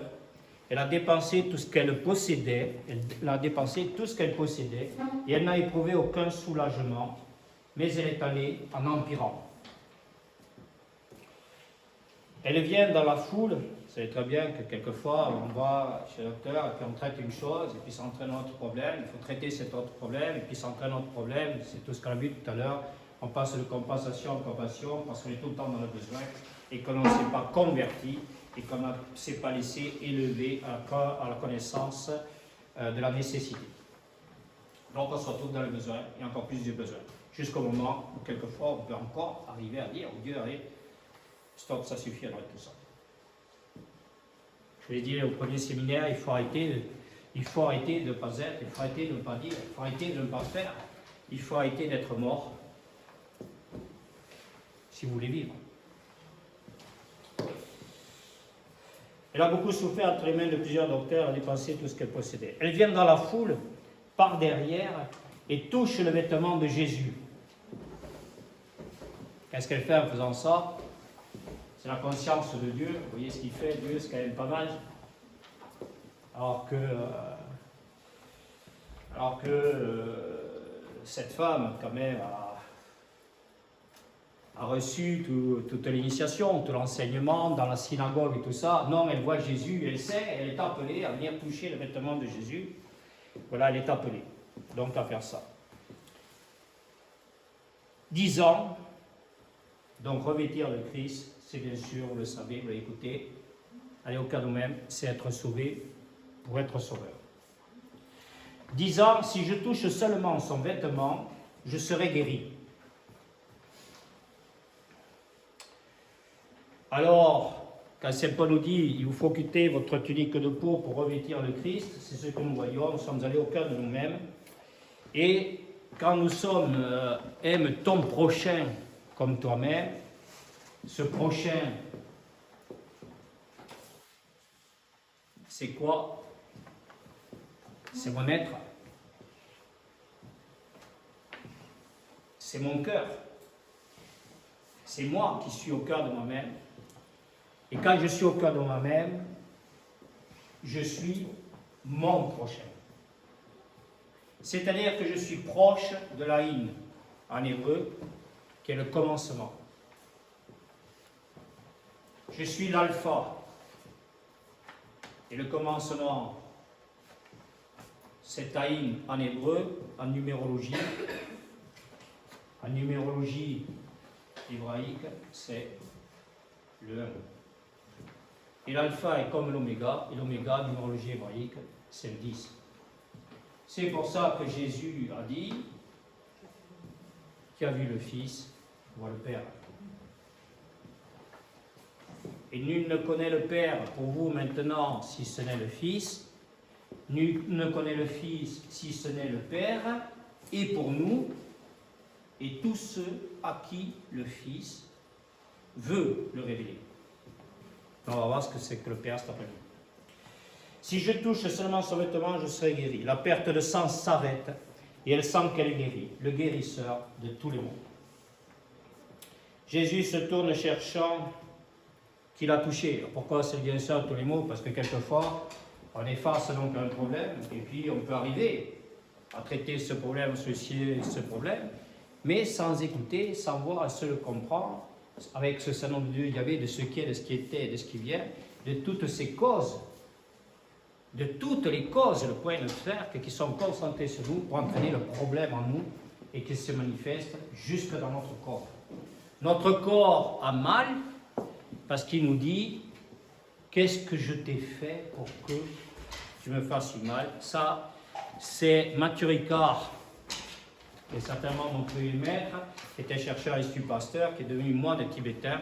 C'est intéressant pour nous dans la période qui se passe et qui nous dit « Il n'y a pas de bien ni de mal, il n'y a que le bien et le mal que nos pensées et nos actes engendrent. Nous sommes responsables de nos vies comme l'architecte, les archétypes et l'intention dépendent de la qualité d'une maison. » Donc, Jésus se tourne cherchant qui l'a touché. La femme effrayée se jette à ses pieds et lui dit la vérité. Jésus lui dit « Ma fille, ta foi t'a sauvée, va en paix, sois guérie de ton mal. » Comme il parle encore, survient de chez le chef de la synagogue quelqu'un lui disant « Ta fille est morte, n'importune pas le maître. » Mais Jésus dit au chef de la synagogue « Ne crains pas, mais crois. » Et il ne permet à personne de l'accompagner, si ce n'est à Pierre, Jacques et Jean. Chez Jaïr, une grande foule pousse de grands cris. Jésus la fait sortir et prend avec lui et ses 3 disciples le père et la mère de l'enfant. Il entre là où est l'enfant, il la saisit par la main et lui dit « Talita Kumi », on verra ce que ça veut dire tout à l'heure, « Petite fille, élève-toi ». Aussitôt, la jeune fille se lève et marche, car elle a 12 ans. Et Jésus dit à ses parents, donnez-lui à manger. Ces 2 récits sont imbriqués l'un dans l'autre et marqués par un même temps, 12 années de vie pour la petite fille, 12 années de maladie pour la femme. Ce nombre 12 est un redoublement de la conjonction de coordination et, nous l'avons vu, qu'exprime en hébreu la lettre Vav de valeur 6. Le nombre 12 s'impose comme une réalité de force redoublée, de 6, force redoublée, ils sont unis, force redoublée et d'une puissance telle que le moindre ajout le fait basculer dans du tout autre, semblablement au 7, c'est-à-dire au 6 plus 1. C'est pour ça que Jésus, arrivé à sa vie en Christ, dans ces 3 dernières années, dit « Maintenant que tout est accompli, j'ai soif. » Parce que justement, jusqu'à maintenant, il était dans son plan humain du 6, c'est-à-dire de l'inaccompli. Et qu'est-ce que c'est que le 6 ?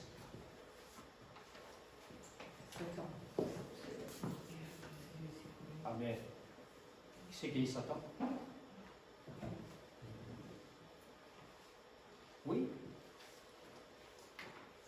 Mais pour l'homme que nous étions, que nous côtoyons chaque jour, quelquefois davantage, ce 6,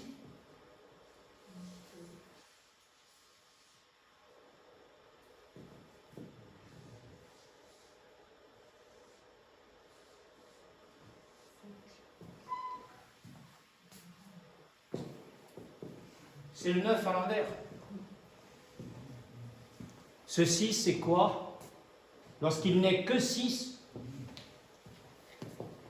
et qu'il ne va pas vers le 1 pour être le 1, pour accéder donc au 7, au 7e jour du Shabbat, c'est l'homme qui marche sur la tête.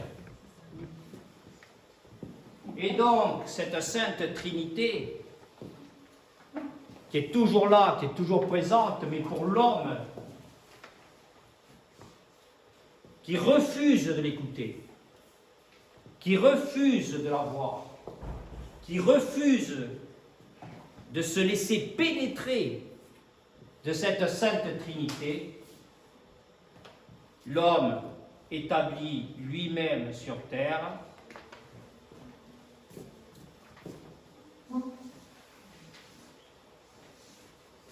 « 666.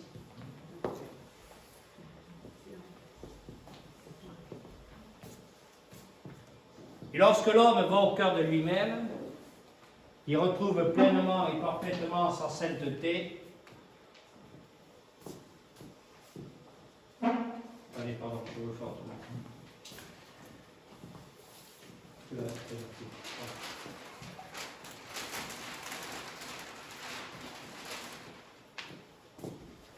On va le voir tout à l'heure en avançant. L'homme qui est arrivé au cœur de lui-même, donc il est bien sûr dans ce 7e jour du Shabbat. Et là, il est avec ce 7e jour du Shabbat, la main de Dieu l'amène dans l'au-delà de ce 7, qui fait de lui le 8e jour, le 9, qui est la pureté de sa vie spirituelle, une vie spirituelle pure, détachée de tout fait, y compris de son propre fait. C'est pour ça que Jésus a dit aux apôtres, vous devez renoncer à tout ce que vous avez, tout ce que vous êtes, y compris vous-même, pour porter ma croix dans le monde. En fait, c'est la croix qui porte l'homme à la verticalité de son être. Et vous allez voir jusqu'où ça monte. C'est-à-dire que ce 9, bien sûr, c'est la manifestation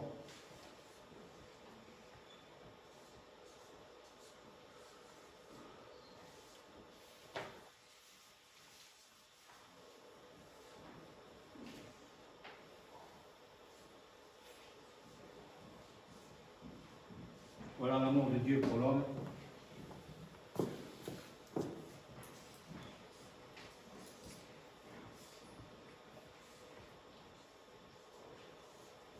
Père, Fils et Saint-Esprit, purs esprits, qui donnent donc à l'homme toute sa sainteté lorsque Dieu l'élève à la pureté de son âme, élève son âme et son esprit à cette pureté symbolique. À l'inverse, lorsque l'homme laisse le Satan s'emparer de son âme, de son esprit, ce que nous a dit Saint Paul, lorsque l'homme écoute, toutes les portes de son cœur, son esprit, de sa vie céleste comme terrestre, s'ouvrent pour lui. Là, tout est fermé. Et donc le 9.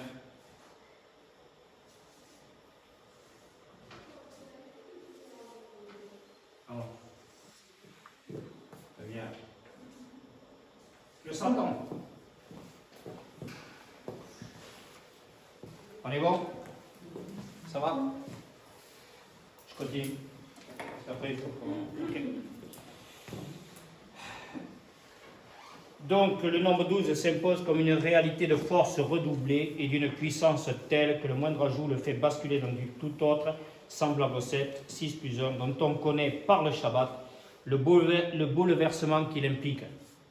C'est un bouleversement total lorsque Jésus dit « Je suis le jour du Shabbat ». Et on comprend très bien, puisque Jésus, il est appelé à être Christ, et donc il appelle l'homme à être Christ pour être ce 7e jour du Shabbat, là où il se repose en Dieu, et c'est Dieu qui fait tout. Pourquoi c'est Dieu qui fait tout? Nous avons vu au 2e séminaire,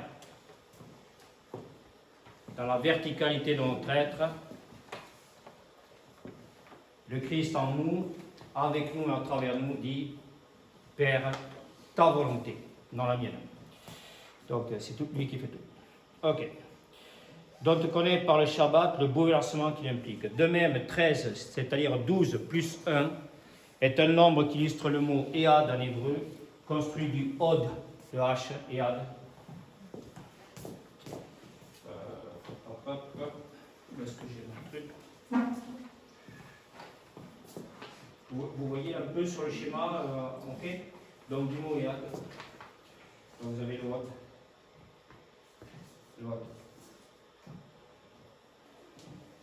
C'est Od en hébreu, on va le voir sur les siphons dans l'arbre des siphons des Hébreux, le Od c'est la voix.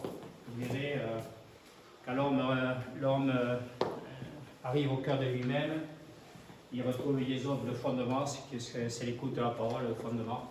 Et puis il retrouve de ça l'écoute de la parole, il sort la justice digne, vous allez voir, c'est la motrice donc, de l'eau, le premier baptême. C'est le baptême de l'eau, il retrouve digne la justice, et haut de la gloire. Il retrouve Netza la victoire, d'accord, c'est le Christ qui a vaincu la mort.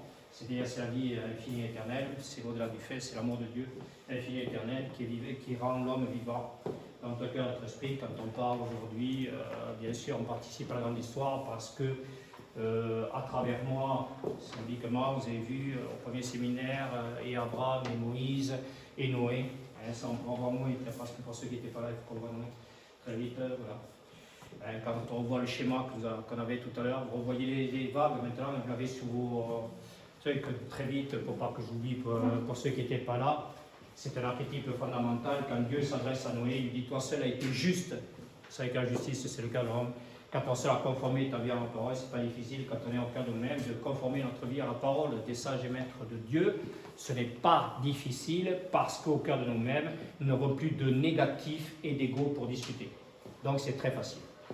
Voilà, c'est très facile. Donc toi seul était juste, car toi seul as conformé ta vie à ma parole. C'est très important pour nos générations à venir.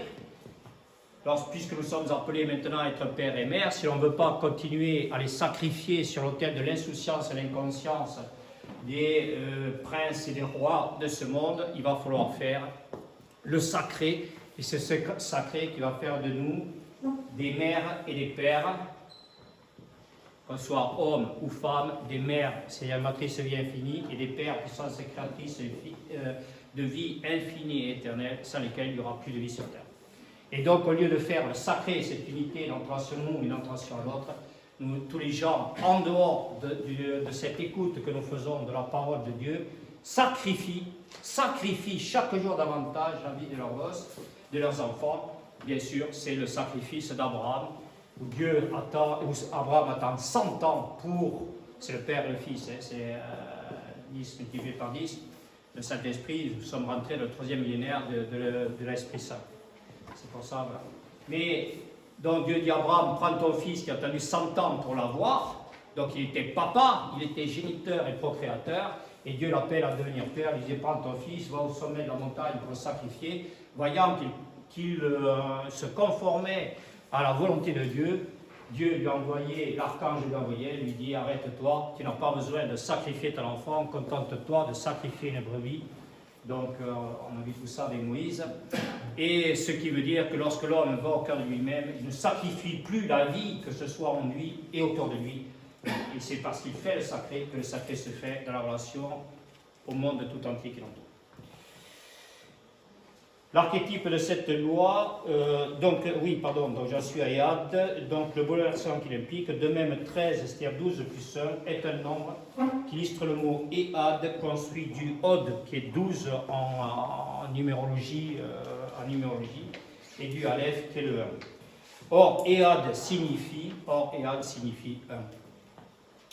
L'archétype de cette loi, c'est-à-dire pourquoi, quand on voit 12 plus 1, c'est-à-dire bien sûr, c'est le Christ avec les 12 apôtres, c'est le Christ avec les 12 apôtres, et donc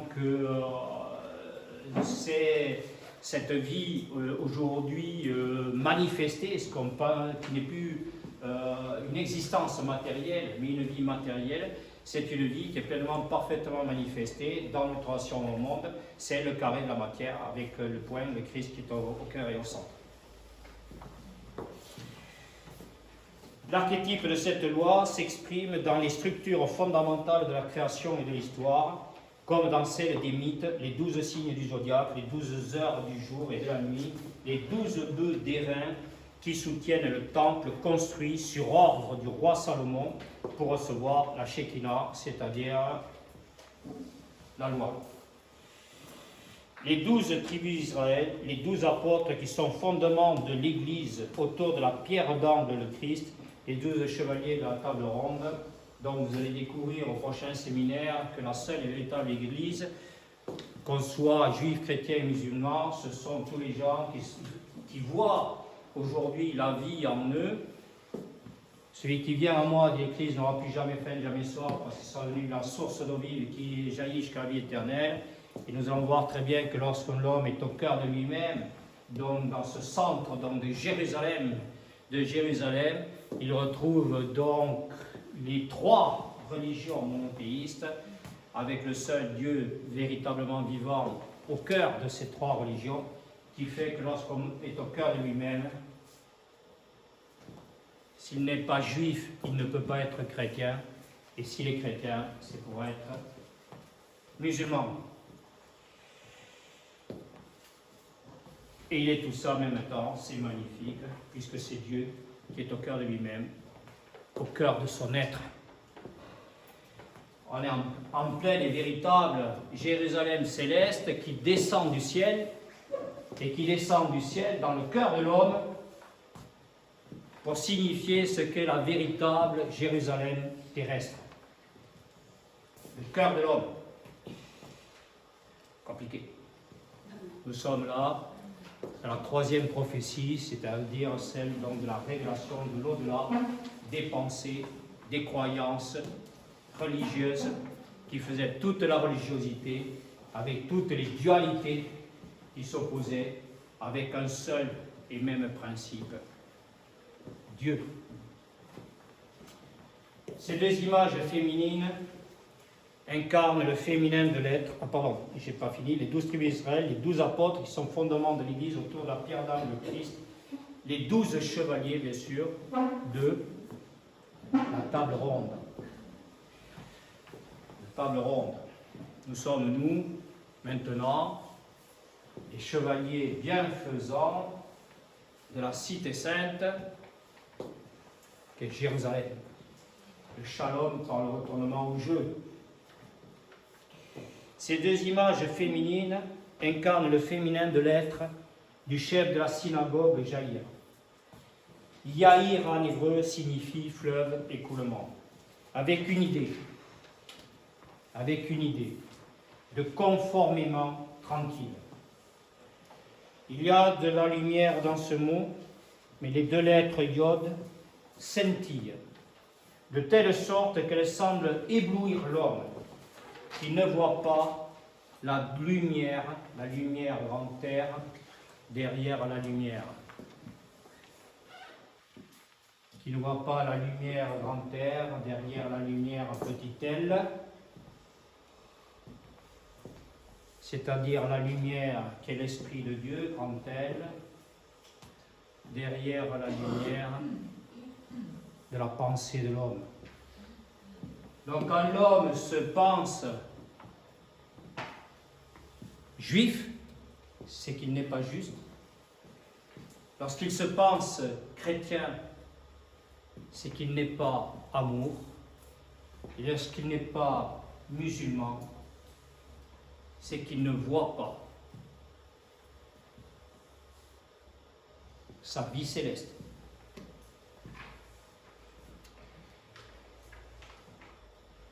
On est bon? C'est rude, hein? Je viendrai, le Christ a dit aux apôtres, Saint Paul dit, le Christ viendra ouvrir vos tombeaux. Il viendra libérer vos âmes et vos esprits, enfermés, emprisonnés dans des terres d'exil. C'est quoi ces terres d'exil? Quelqu'un me le dira? Nos concepts, nos a priori, nos illusions, nos sentiments, un drôle d'héritage des générations passées qui ont fait de tous les êtres qui nous ont précédés sur terre des vieux et non pas des anciens, le vieil Adam. Mais grâce à Dieu, nous redevenons ces nouveaux Adam et Ève et Marie et tous les autres.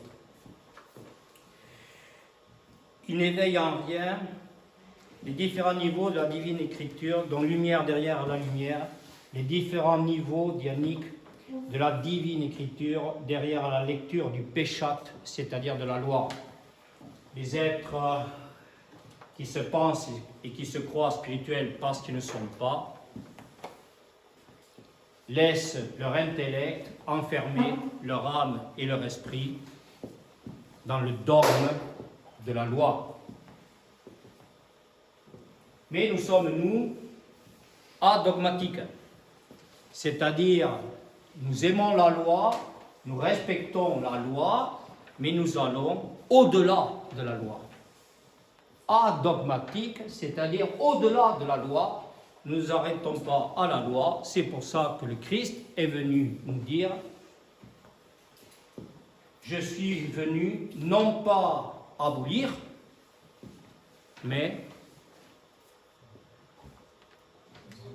accomplir. Parce que les paroles sans les actes, ce n'est rien.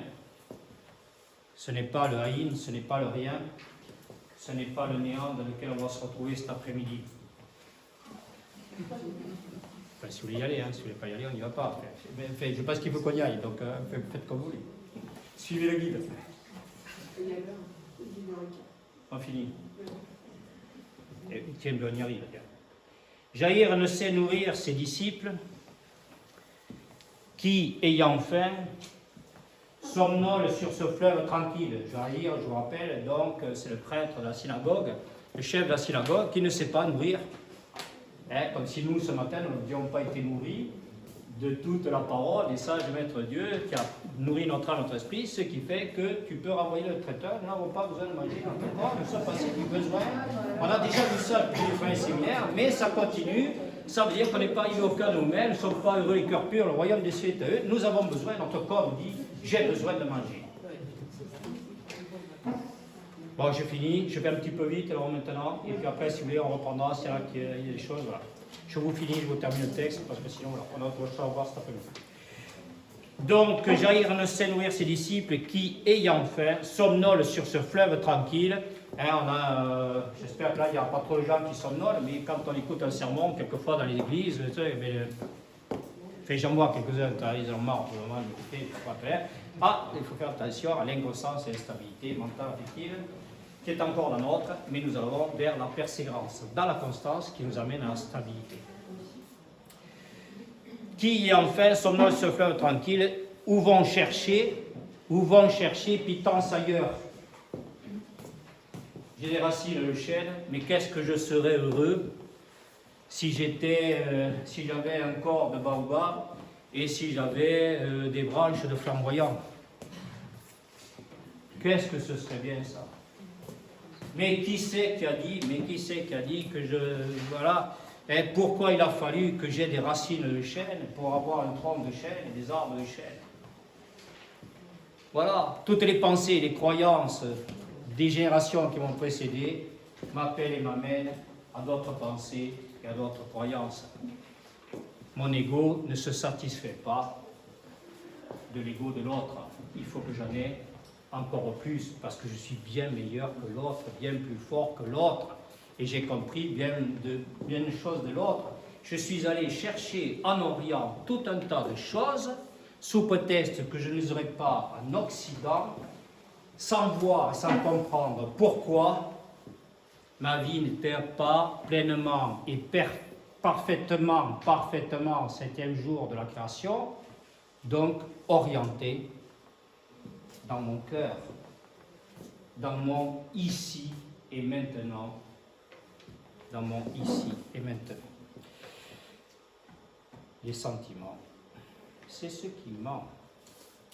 Il n'éveille en rien à la nouvelle naissance, à laquelle tout homme est invité, à la levée de la stérilité de tous les patriarches, à l'éveil de Job qui tout d'un coup s'écrie: mon oreille avait entendu parler de toi.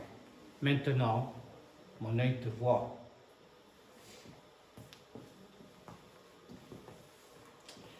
Saint Paul, comme tous les apôtres, dira: mon cœur te voit. Malheur à vous, docteurs de la loi, parce que vous avez enlevé la clé de la science, vous-même n'y êtes pas entrés, et vous avez empêché d'entrer ceux qui le voulaient. Le vêtement recouvre la nudité, qui est la connaissance vivante.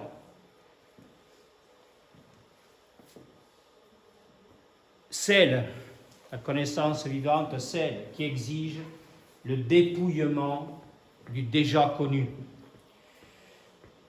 En demandant de toucher le vêtement, toujours le sans-habit de l'au-delà du fait, en demandant de toucher le vêtement de Jésus, celui qui cache le Verbe de Dieu, le besoin de toucher le vêtement de Jésus, sans revêtir la nudité de son âme, symbolise la trahison du Verbe, de la parole divine, par les responsables de l'enseignement divin, figurés par jaillir et qui ne peuvent que trahir s'ils ne vivent pas ce qu'ils enseignent. Les paroles sans les actes ne sont rien. Cette recherche des Écritures saintes exige que le chercheur vive ce qu'il découvre, car les paroles sans les actes ne sont rien, alors les Écritures lèveront toujours un nouveau voile de l'ennuagement du cœur de Rousbéal, 70 au total, sur le chemin qui mène au face-à-face à Dieu. Nous verrons cet après-midi Saint-Augustin qui dit « Seigneur, ce n'est que devant ta face que mes yeux seront ouverts. » Tous les miracles s'accomplissent, nous sommes tous des aveugles-nés, nous sommes tous des sourds et muets, nous sommes tous des paralytiques, et c'est dans la verticalité de notre être que nous sommes sauvés et que nous allons sauver. Nous sommes appelés, amenés, c'est le peuple élu, à sauver tous ceux qui pourraient être encore aveugles, sourds, muets et paralytiques. Mais s'il n'obéit pas à cette loi d'amour, sa recherche restant mentale, sans descendre et pénétrer le cœur, le texte qui est verbe divin se retourne contre l'enseigneur, pas l'enseignant, en intériorité, l'enseigneur. Celui qui pense et croit enseigner alors qu'il n'est pas maître. Il n'est pas maître de l'enseignement. Pourquoi? Parce qu'il ne s'est pas laissé enseigner. Son intellect l'en a empêché. Il est agrégé de tout un tas de choses, mais il n'est pas pur esprit. Il n'a pas pu être enseigné. S'il n'obéit pas à cette loi d'amour, sa recherche restant mentale, sans descendre et pénétrer le cœur, le texte qui est verbe divin se retourne contre l'enseignant et lui donne une nouvelle leçon, non pour le punir, mais pour l'enseigner véritablement. Tout part du mythe fondateur, nous informant de la nouvelle relation qui s'établit entre Isha et le Satan. Isha, c'est le féminin de l'être, Satan, son masculin de l'être. Je vous rappelle qu'on a vu que le peuple élu, le peuple hébreu, c'est le peuple d'Israël. Pour ceux qui n'étaient pas là, qui veut le dire, pour ceux qui étaient là,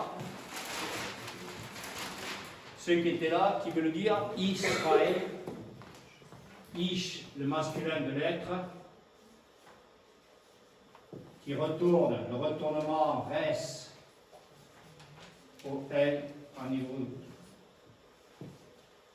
Et comme il retourne à lui,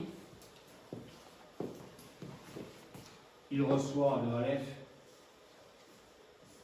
le principe créateur encore non manifesté. Israël. Cet Ish, ce masculin de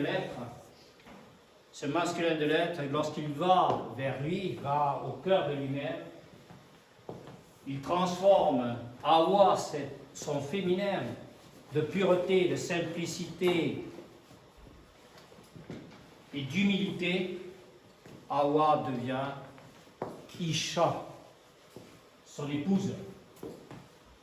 Isha, son épouse. On peut être mari, et quand on est mari, n'est pas mari et femme, on est mari ou femme, parce qu'il faut être mari, IE, il faut être mari, IE, pour être époux et épouse. On verra tout ça la prochaine fois. On finit? Non, je finis. Alors, je sais pas déjà fini. Vous parlez du chiffre 12, il y a aussi 12 tribus en Israël. Oui, c'est il a dit. Ok. Je finis juste, on a fini. Ok, on est bon? Parce qu'il faut qu'on aille là quand même, qu'on aille au bout. Toujours en situation... Alors, pardon. Tout part du mythe fondateur nous informant de la nouvelle relation qui s'établit entre Isha et le Satan, après que l'Adam s'est détourné de son Dieu. Dieu dit alors au Satan, une inimitié, écoutez bien ça, c'est très important pour cet après-midi, une inimitié je place entre toi et Isha, entre ta semence et sa semence. Elle, semence de Isha, t'écrase la tête et toi, tu l'écrases le talon. Voir ce que c'est que le talon dans le pied. Et le talon, c'est le bassin de la femme. C'est le bassin de l'homme, c'est le bassin de la femme. C'est là où s'enfante la vie. Et les doigts, c'est la tête de l'homme.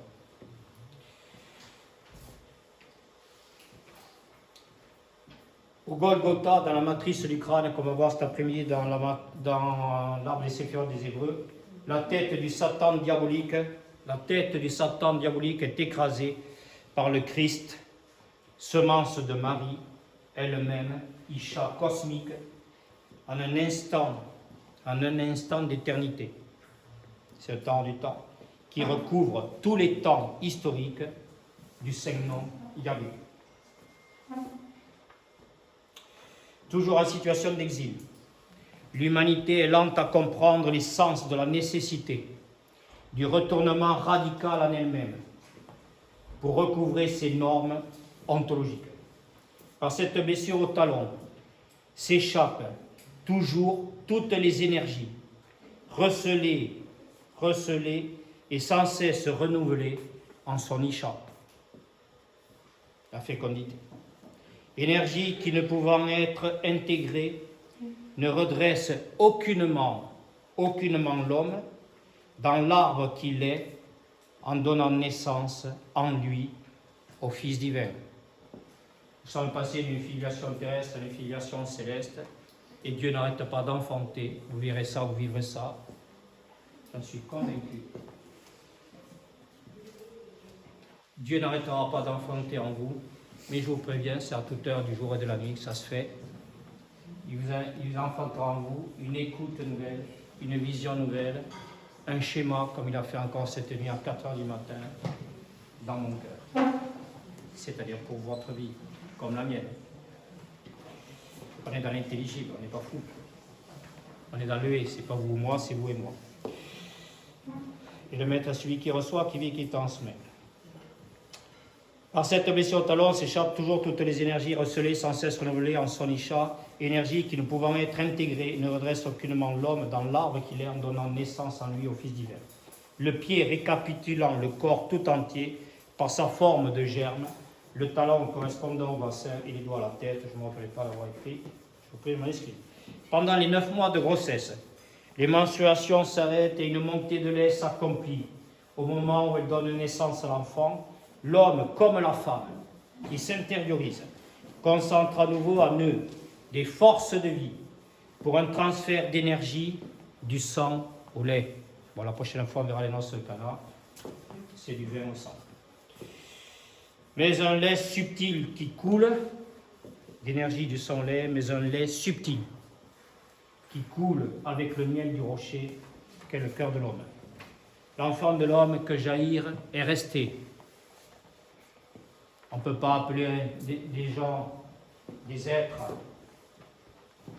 qui viennent d'arriver dans ce monde, on ne peut pas les élever si nous ne sommes pas élevés nous-mêmes. On est au-delà du salut. Pour être sauvé, il faut être un sauveur. Pour être sauveur, il faut être sauvé. Mais cet après-midi, nous avons fini d'être sauvés parce que cet après-midi, nous sommes élevés. Vous allez voir ce que c'est. On est au-dessus des nuages. C'est Mathieu Ricard qui dit aussi, c'est très beau, quand on prend l'avion, on le voit très bien ça. J'ai rarement pris l'avion. Parce que comme dit Madame de Sévigné, il ne sert à rien. Le véritable voyage, dit Madame de Sévigné, le véritable voyage de découverte ne consiste pas à chercher toujours de nouveaux paysages, mais à avoir toujours un nouveau regard. Celui-ci est maintenant du Christ. On n'a pas besoin de faire des milliers de kilomètres et de déplacer le problème de notre négativité d'un monde à un autre, d'un système à un autre, Voilà. L'enfant de l'homme que Jaïr est resté eu égard à la dimension d'adulte spirituel qu'il était invité à devenir. Cet enfant du monde meurt. Et cet enfant du monde meurt parce que la semence divine en la femme n'a pas germé. Les 2 premiers séminaires, vous avez vu l'esprit des sages et le maître de Dieu lui-même semer dans votre cœur tout un tas de choses. Et donc vous êtes retrouvés au bout de ces 2 séminaires et beaucoup en disant « j'ai rien vu, j'ai rien écouté, j'ai rien compris ». Vous vous retrouvez comme moi avec le cultivateur qui cultive les terres autour de chez moi. Je l'ai vu passer avec son tracteur, comme vous m'avez vu passer là, en long, en large et en travers, là, pendant les séminaires. Et je me suis dit, mais bon, son charme est impeccable, il est bon maintenant, il est prêt, mais je vois rien qui pousse. Je vois rien qui pousse. Et là, on est en train, encore, ce que vous êtes en train de voir, et avec la vision de votre cœur, que cette parole, ce germe divin, c'est l'évangile qui nous dit, si le grain de blé ne meurt pas, il ne peut pas germer, s'enraciner, croître et se multiplier. On ne sera plus dans la notion du nombre, il est là. Et cet enfant du monde meurt parce que la semence divine en la femme n'a pas germé. Alors lorsqu'on écoute cette parole et que les gens reviennent écouter cette parole, et c'est que forcément cette parole elle a germé. Mais la semence étant divine ne peut pas mourir. Ne peut pas mourir. Les gens qui pensent et qui croient, qui n'ont pas écouté, on voit des gens dans nos sociétés faire sur leur tunique de peau des tatouages. Dans un besoin peut-être de reconnaissance ou de je ne sais quoi. Mais là, tout se grave dans le cœur, dans la pierre. C'est notre cœur, cette pierre vivante qui est notre cœur. Et ça se grave dans notre cœur, cette parole, pour bien nous signifier que pour nous, ça a fini, tout ça, tout ce que le Satan veut nous dire en nous disant « et t'as vu l'un, et t'as vu l'autre, et t'as vu ceci, tout ça », et bien tout ça, ça a fini d'être grave. Pourquoi? Parce que nous allons aimer. Et que nous allons tout faire maintenant, puisque c'est à nous à tout faire. Dieu a placé sa foi en l'homme, en chaque homme. Et nous devenons comme ça des soleils de vie de la grâce. Mais la semence étant divine ne peut pas mourir. Aussi le Christ qui est en la réalisation. Femme, voici ton fils. Fils, voici ta mère. Le fruit pour l'humanité totale se présente-t-il avec l'autorité que lui confère sa propre mort et résurrection pour imposer la vie. Talita Kumi, dit-il à l'enfant, en employant ce merveilleux impératif du verbe comme en hébreu, dans la première lettre, le cordon ombilical qui relie la terre au ciel, l'homme à son Seigneur, dans une gestation grandiose. Aussitôt, Talita, petit agneau, se lève, et Jésus dit, s'adressant au Père comme à la mère, donnez-lui à manger. Jésus est descendu dans les profondeurs de la Isha Adama de Jaïr. Tu peux nous montrer le schéma, s'il te plaît, Pascal, 2 secondes. La Isha Adama de Jaïr, en même temps je termine. Il a rencontré le démon de cet homme.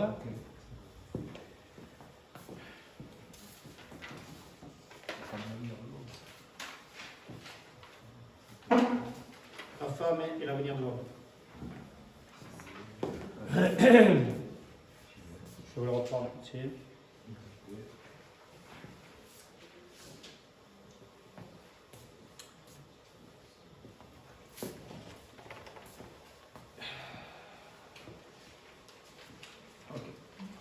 Donc Jésus est descendu dans la Adama Isha, de Jaïr. Dans la Adama Isha de Jaïr, on verra tout ça au prochain séminaire. Il a rencontré le démon de cet homme, celui du conformisme, celui de la peur du jugement collectif et des autorités religieuses. dont ils n'osent s'écarter. Peur de mourir, vous comprenez tout ce qui se passe après vis-à-vis des gens qui occupent les postes de fonction très élevés dans notre société, c'est la peur. Et le Christ nous avait pourtant dit, ne craignez plus un monde nouveau s'offre à vous. Et c'est Marc chapitre 5 qui nous dit, vous avez des yeux, mais vous ne regardez pas, des oreilles, mais vous n'écoutez pas, parce que l'amour vous fait peur. Il faut être amour pour dire ce qu'on a dit ce matin. C'est pur et c'est simple. Alors tout est mensonge et fausseté.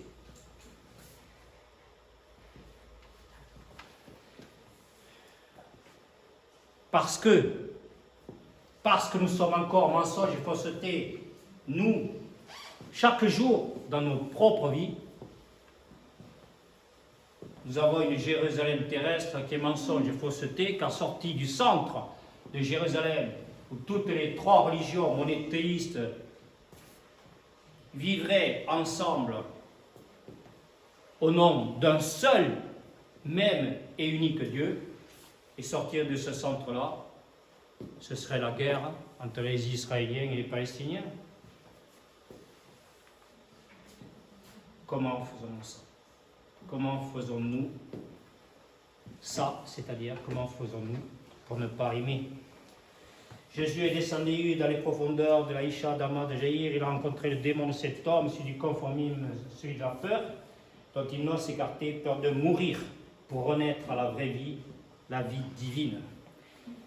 On est dans des morts et des résurrections successives. Ces morts sont, on va le voir, ce sont les eaux du baptême dans lesquelles nous plongeons. Ce baptême, nous avons reçu pour certains le sacrement du baptême, que ce soit juifs, chrétiens, musulmans.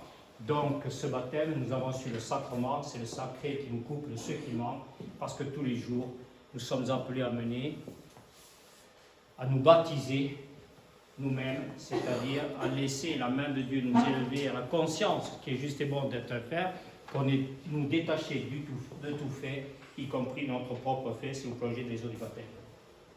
En un mot, peur de mourir pour renaître à la vraie vie, la vie divine. En un mot, démon de la trahison qui dévie le cours du sang, rappelez cette femme qui perdait son sang, qui dévie le cours du sang vers l'extérieur et ne lui permet pas d'entrer dans la dynamique de la triade eau, sang, esprit, le sang passant par le lait qui nourrit et qui fait grandir vers l'être suprême, ou par le vin qui donne l'ivresse divine.